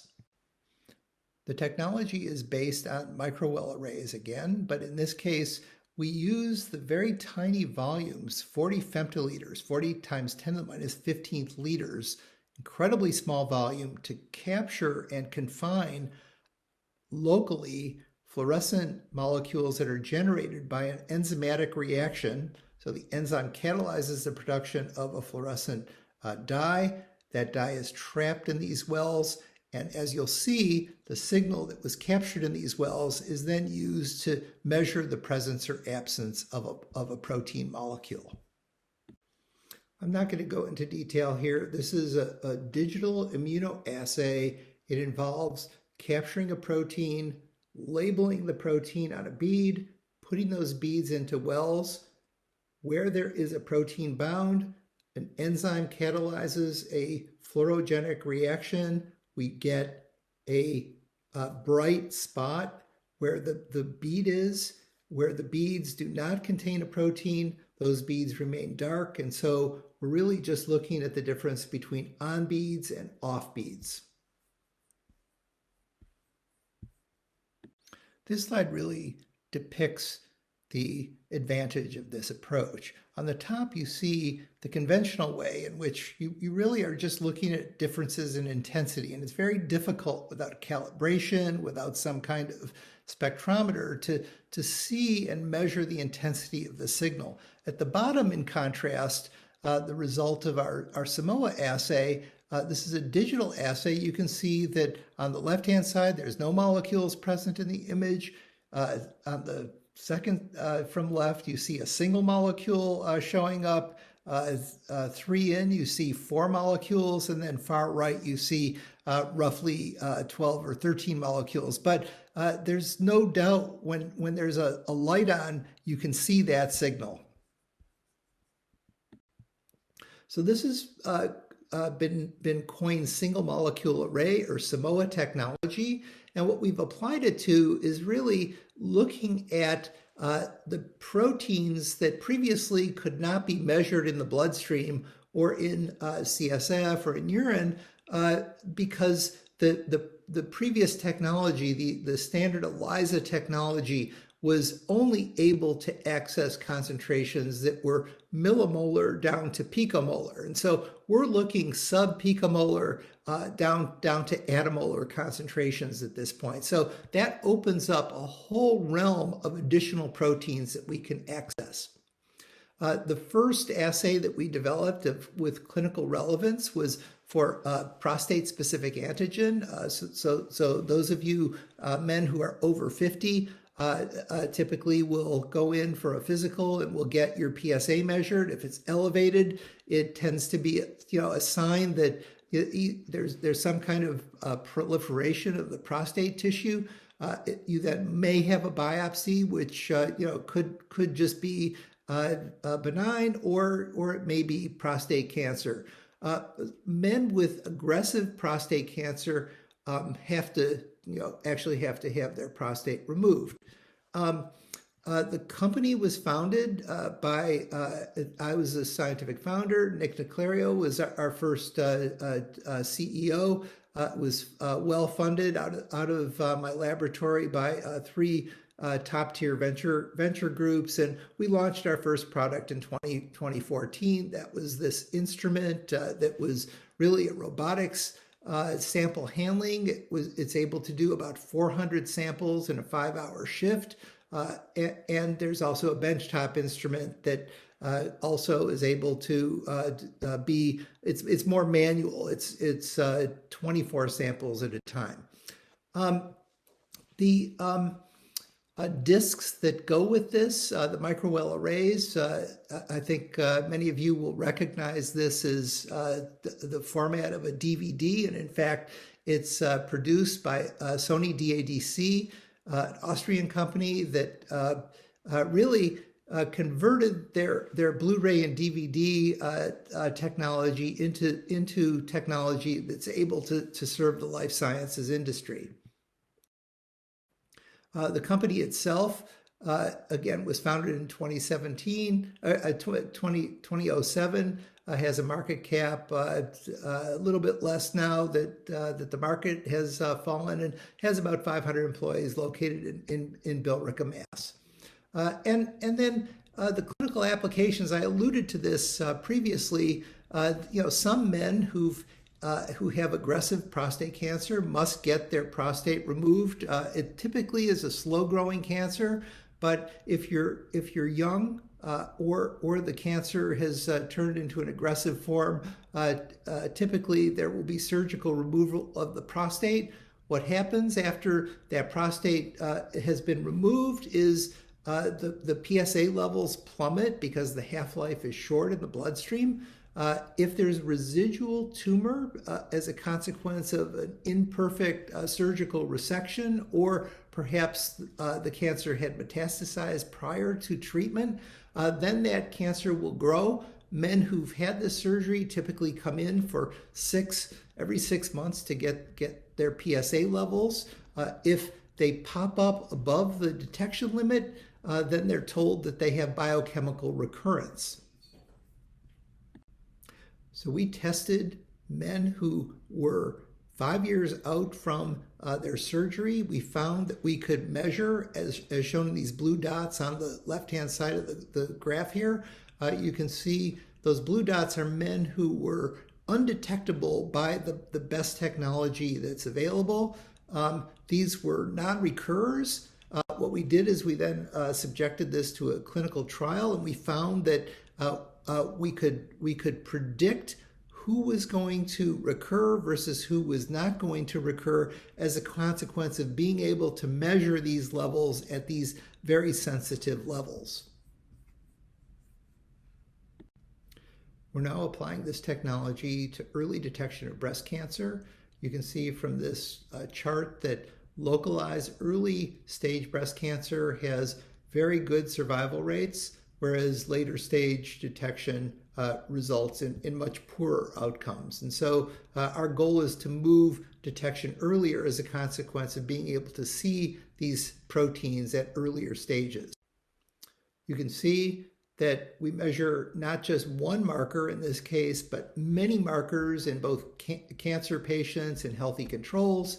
We can detect the presence and absence of early stage cancer.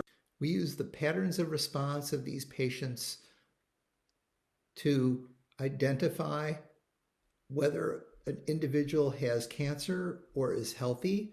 We can also subtype the type of cancer that's present in these patients. And so this just shows you the power of being able to use ultrasensitive measurements, this new technology, to apply it to important problems that cannot be met with conventional clinical diagnostic capability. So the outcomes of what I've told you today is 2 companies have been founded, more than 10,000 jobs were generated, a huge amount of economic impact. We've changed the lives of both the employees and patients. And there's been tremendous economic stimulus. And again, I just want to stress, back to the original R.B. Woodward problem. It's a problem pull rather than a technology push. Again, thank the organizers for inviting me to present today, and just delighted to be able to honor Jim Waters for his great contributions to developing these important technologies. Thank you, David, for that excellent talk on the evolution of instrumentation from solving the RB Woodward separations problem to counting single molecules in support of precision medicine. Now, as we're waiting for the questions and comments to come through, it's amazing how things have developed in a short period of time. And I just imagine how the future looks. Yeah, you know, it's pretty incredible how, I always talk about how many zeros have been taken off both the price and the time and effort that it takes, for example, to perform a human genome analysis. You know, it's interesting because early on, it was, and I actually showed the graph, you know, sequencing cost and the advances were paralleling Moore's law. But at some point they went off scale and deviated from that. And for a period of about 10 years, it became a real challenge just to process the data. You know, fortunately the data processing has caught up with, you know, some of the new artificial intelligence and machine learning technologies. But, you know, I think it really underscores the importance of you know, these advances have to go hand in hand. Sometimes, you know, you have a big barrier to advancing, not because the technology is not there, but because adjacent technology cannot possibly support it. At one point, when the human genome cost was about I would say about $6,000. It was $2,000 for the sequencing and $4,000 for the processing. So, you know, it was not a question of the chemistry or the analytical piece of it. It was a question of how, you know, how expensive were the computers to store the data and to do the image processing that was necessary to actually get you to the result. Still haven't seen any questions come through. Would you have any other comments you'd like to mention before I? No, I've just been thrilled to hear all the tributes to Jim Waters, and you know, I again thank the organizers for giving me the opportunity to share my own experiences with innovation, and you know, I think Mr. Waters and I share, you know, very similar outlook on you know, really trying to make a difference in people's lives, you know, whether it's students, employees, or patients. I think, you know, the technologies in the end are valuable when they, you know, have that impact on people's lives. Well, we again thank you for joining us at this session. Now we're going to move on to our next presenter. Our next presenter, matter of fact, an honor of introducing our next presenter, the daughter of Jim Waters, Barbara Waters Roop, and I was really excited that she was able to join us in this session.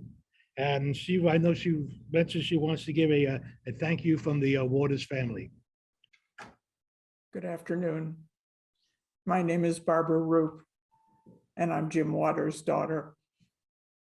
It's a privilege to say a few words today on behalf of the entire Waters family.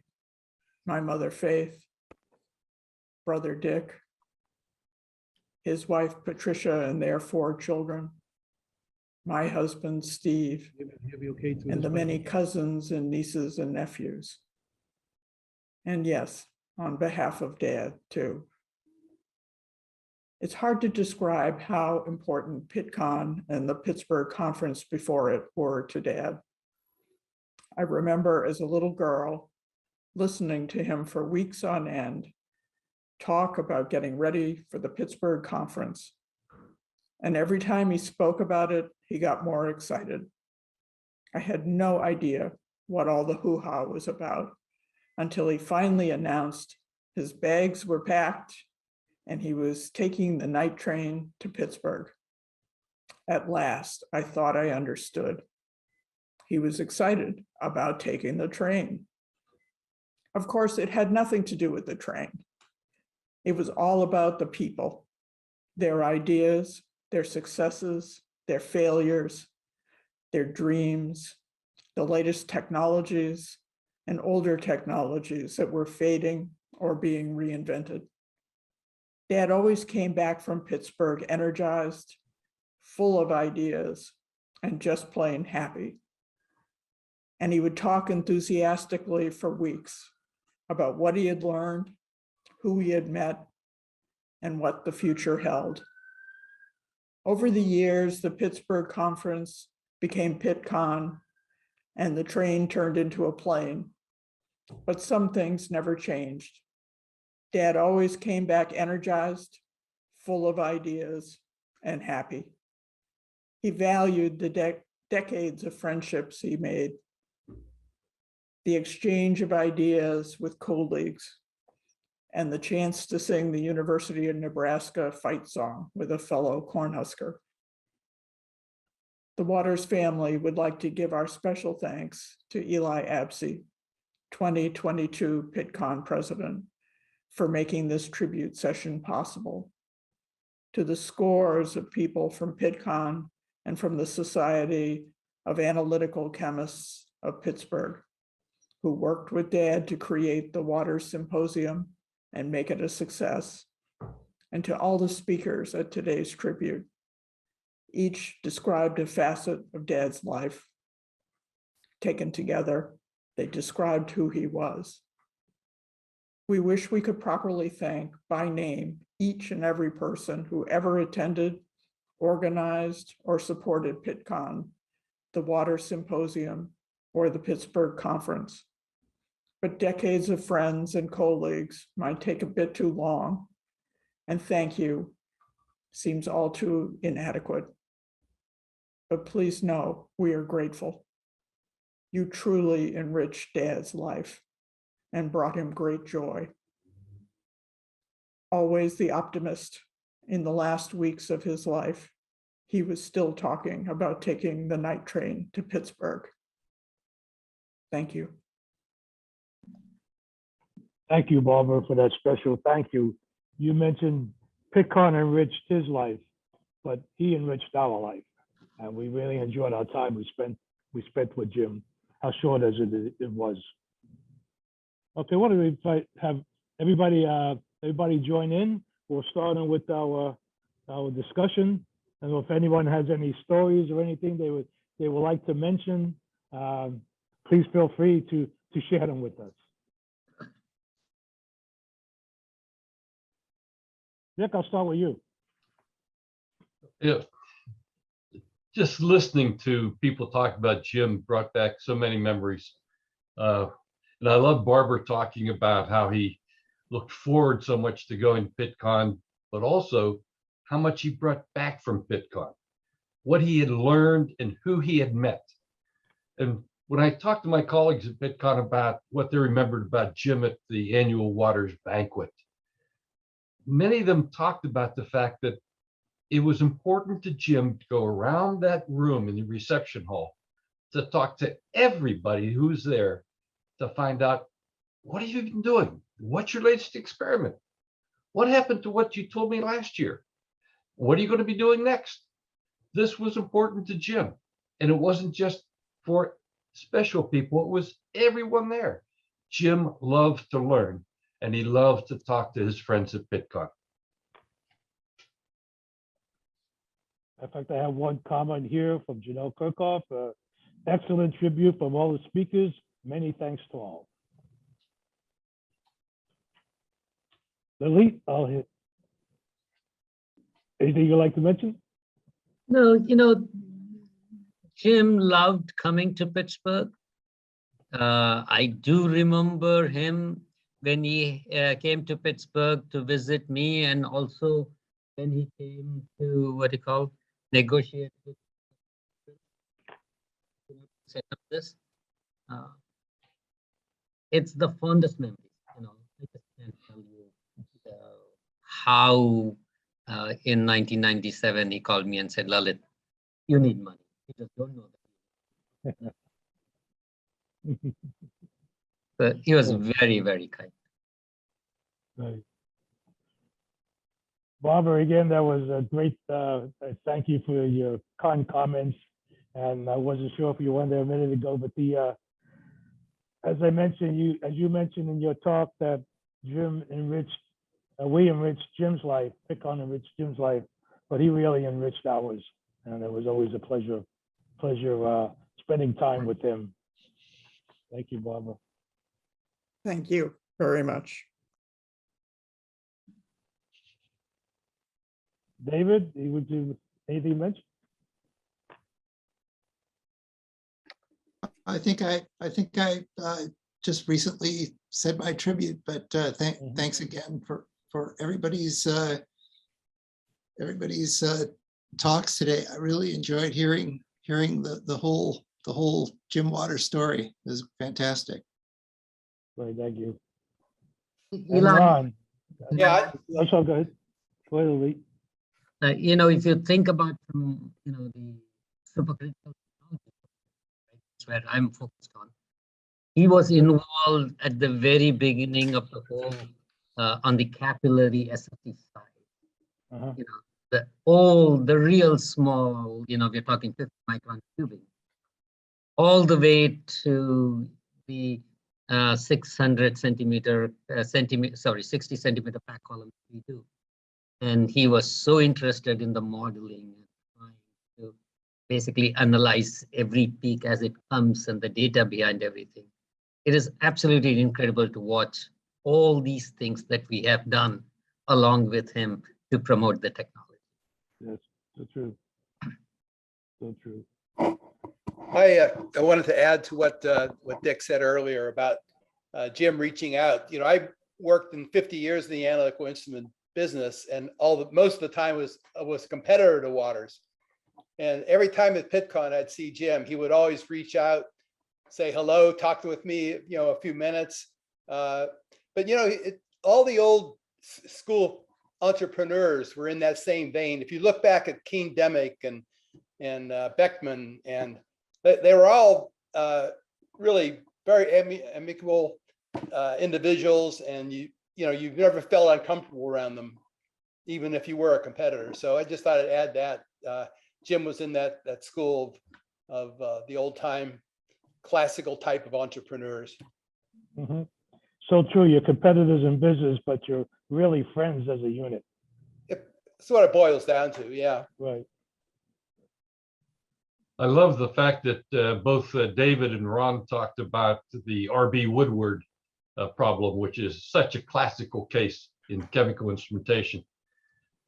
What didn't come out is that after he solved the problem for Woodward, he said, Dr. Woodward, would you mind if I have a picture taken? And that's the picture that we saw on the screen today. That included his postdoc, and I believe that was J.F. Huber, Professor Huber from Europe, that was in the picture also.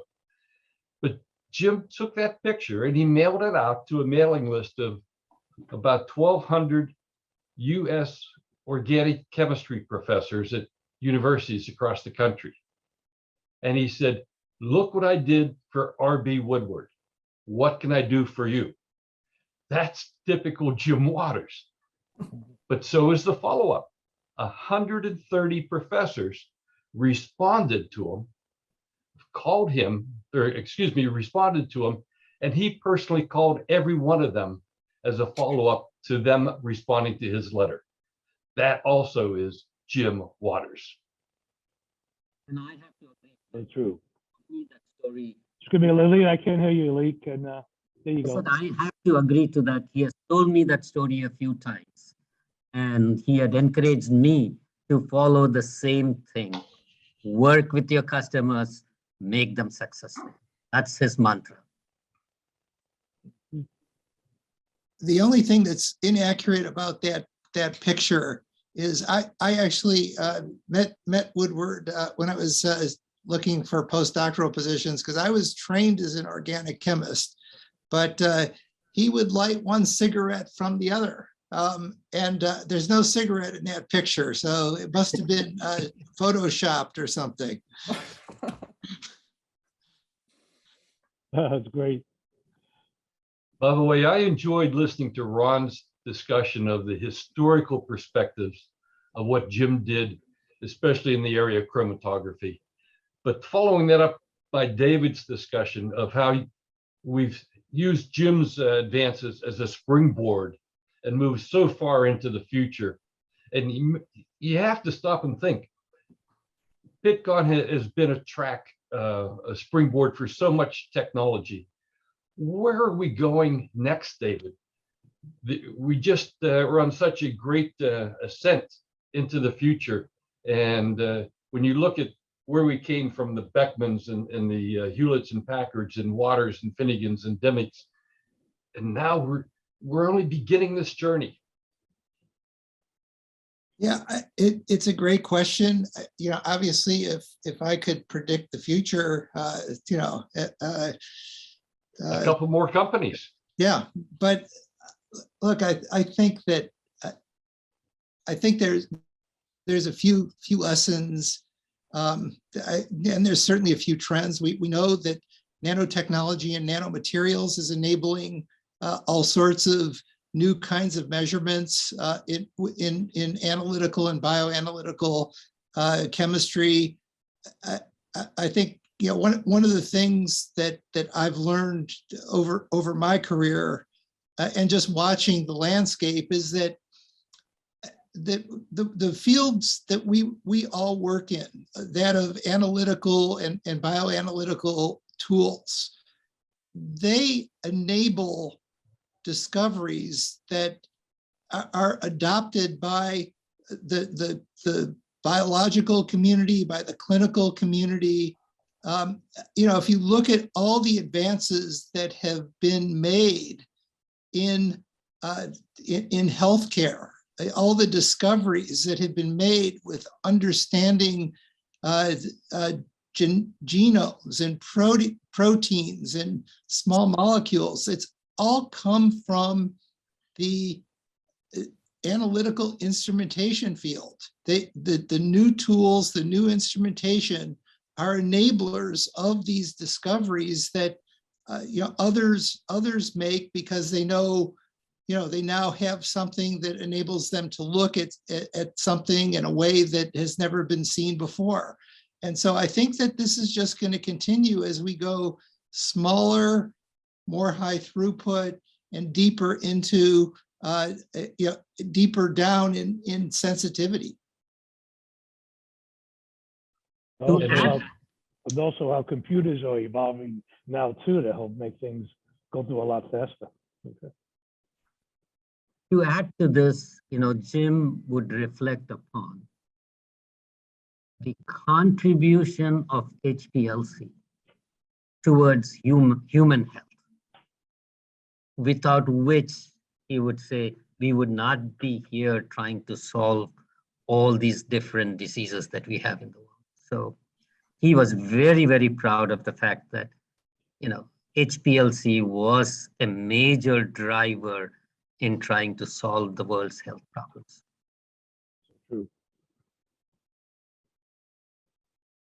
And as we move forward, thanks to the new instrumentation and techniques that are developed that David was talking about, remember the Water Symposia series will be tracking and keeping history of all of those developments as we progress into the future.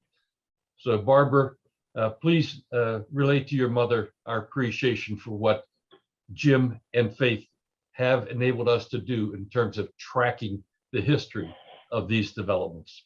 I certainly will. And thank you all. It was really nice to see the Waters Symposium extends beyond chromatography, though, that he endorsed many different analytical techniques in the symposium over the years.